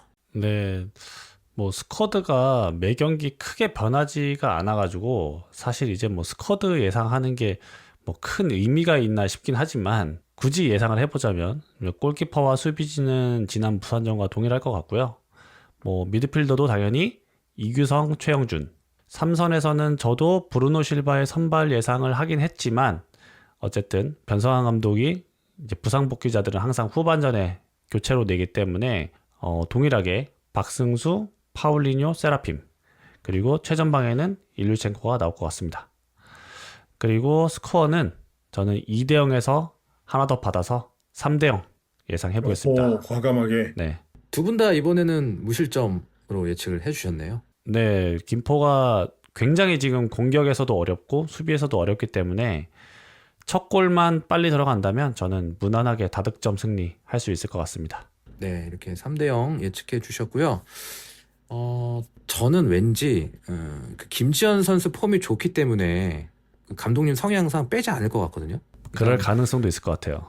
네, 부산전과 동일하게 나오는데 중원에 이제 이민혁 선수만 빼고 이규성 선수가 나오지 않을까. 그래서 또 김지현, 일류첸코의 투톱성, 그리고 좌우 윙은 이제 동일하게 박승수, 세라핌, 수비진은 뭐 동일하게 나올 것 같다는 생각을 좀 해봤는데, 제 이상과는 좀 달라요. 근데 그냥 최대한 내가 변성환 감독님이었으면 어땠을까라는 생각을 해봤을 때 그 성향상 이러지 않을까, 이렇게 예상을 해봤습니다.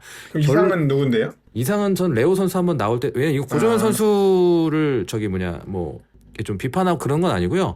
왜냐면 용병 슬롯을 어떻게든 활용을 해봐야 되지 않을까. 그다음에 또 센터백을 다 뭐 급하게 바꾸는 것보다도 한 명을 고정적으로 두면서 그렇죠. 한 자리 정도를 좀 번갈아 가면서 뛰게 하는 것도 좀 도움 되지 않을까라는 생각에 레오 선수 한번 나올 때 되지 않았나라는 생각을 좀 가져봤고, 저도 파울리뉴 선수가 당장 선발로 나왔으면 좋겠어요. 근데 굉장히 그 선발 복귀에 대해서는 좀 보수적인 판단을 하시는 그 감독님이셔갖고 그러진 않을 것 같습니다. 그래서 그렇게 예측을 해봤고요. 경기는 그냥 막 던져볼게요. 5대0 갈 것 같습니다.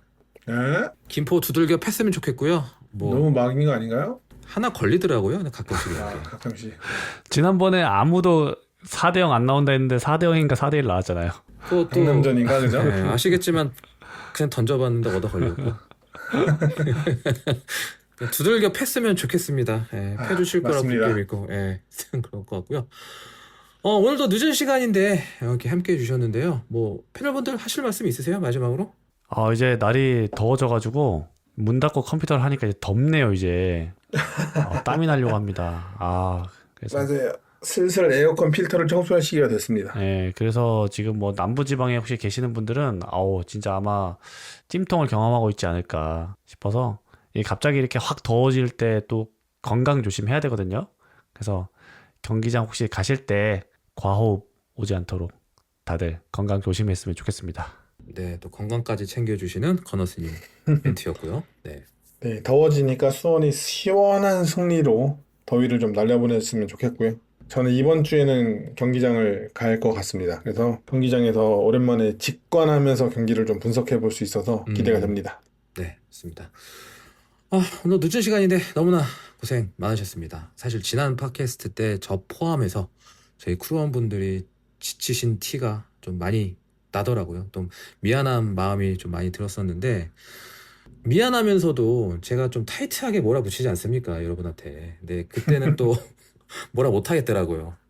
하지만 저희 또 더욱 노력해야 될 부분이 아니었나 좀 반성을 해봤고요. 지난 회차 때 그런 모습을 보여드려서 죄송하다는 말씀을 드립니다. 그럼에도 불구하고 이번 시간 잘 이끌어주신 패널분들께 또 정말 감사한 마음 전해드리고요. 힘내셨으면 좋겠습니다. 매번 제가 저희 구독자분들이나 수원 팬분들한테만 힘내시라고 말씀드렸는데, 정작 또 고생하시는 우리 또 패널분들에게 힘내시라는 말씀을 제대로 못 드린 것 같아서 이번 시간 응원 보내드렸고요. 저희가 가끔씩 그 지인분들께서 그 커뮤니티 반응이나 이런 거 보내주실 때가 있어요. 네. 얼마 전에 수원 유튜브 뭐뭐 본다, 뭐뭐는 별로다, 뭐 그런 이야기 하시는 건 좋은데, 그걸 제가 전달을 받았습니다. 골다방은 1시간이 넘어서 안 본다. 아하. 네, 그러셨던 것 같은데, 이번은 안 보셨던 것 같아요. 1시간 넘는 건 저희 팟캐스트고요. 그렇죠. 예, 영상은 20분 수준입니다. 욱해가지고 쫓아가고 댓글 달려다 참았는데 근데 또 잠깐 반성을 하게 되었습니다. 1시간 넘는 컨텐츠마저 가치 있는 시간이 되시게끔 저희 노력하겠습니다. 댓글 달아주시지. 나 골다방 지미스요. 깔 것 같아서 그 말 취소하시오. 또 패널분들께서 우리 더 반성하고 피곤해할 여력이 없습니다. 더 파이팅 하셨으면 좋겠고요. 이렇게 넋두리 해보면서 오늘 시간 마무리하겠습니다. 다음 시간에는 더욱 쌩쌩한 모습으로 나타나겠습니다. 오늘도 골다방 크루와 함께 해주셔서 감사드립니다. 네, 이번에야말로 정말로 3연승을 할 때가 온 것 같습니다. 안타깝게도 지난번 백방기행 김포전을 찍으면서 했던 김지현, 김현, 김지호의 포트트릭은 나오지 않겠지만 큰 스코어로 대승을 거둘 거라 생각합니다. 김포 잡고 3연승, 4연승까지 가봅시다. 감사합니다. 네, 이번 김포전이 또 상당히 중요한 게 권호수님 말씀하신 대로 3연승이 달려있는데요. 변성환 감독이 단 한 번도 경험해보지 못한 그 3연승의 자리를 선수들이 꼭 경험할 수 있게 이끌어줬으면 좋겠습니다. 현장에서 또 축구 볼 생각하니까 설레는데요. 꼭 이번 직관은 또 승리로 마무리 짓고 돌아올 수 있으면 좋겠습니다. 그날 경기장에서 많이 뵀으면 좋겠습니다. 감사합니다. 고생 많으셨습니다. 수고하셨습니다. 수고하셨습니다. 그날 날씨가 이상해가지고 조금 쌀쌀할 것 같더라고요. 20도, 최고가 20도고 또 저녁 경기라서 쌀쌀한 것 같으니까. 네, 그래도 유니폼 입고 하려고 그랬더니 안 되겠네. 겉옷 하나 챙겨 오셔야 될 것 같아요. 네. 이놈의 날씨가 요즘 주말마다 비 와요. 경기 있는. 그러니까요. 참 웃겨. 제가 요즘에 주말에 축구하는데 주말에 비 와가지고 아주 미치겠습니다. 아주. 매일같이 수중전. 네, 끝나면 축구화 빨고 힘들어요. 일단 고생 너무 많으셨습니다. 수고하셨습니다. 경기장에서 뵙겠습니다. 끝.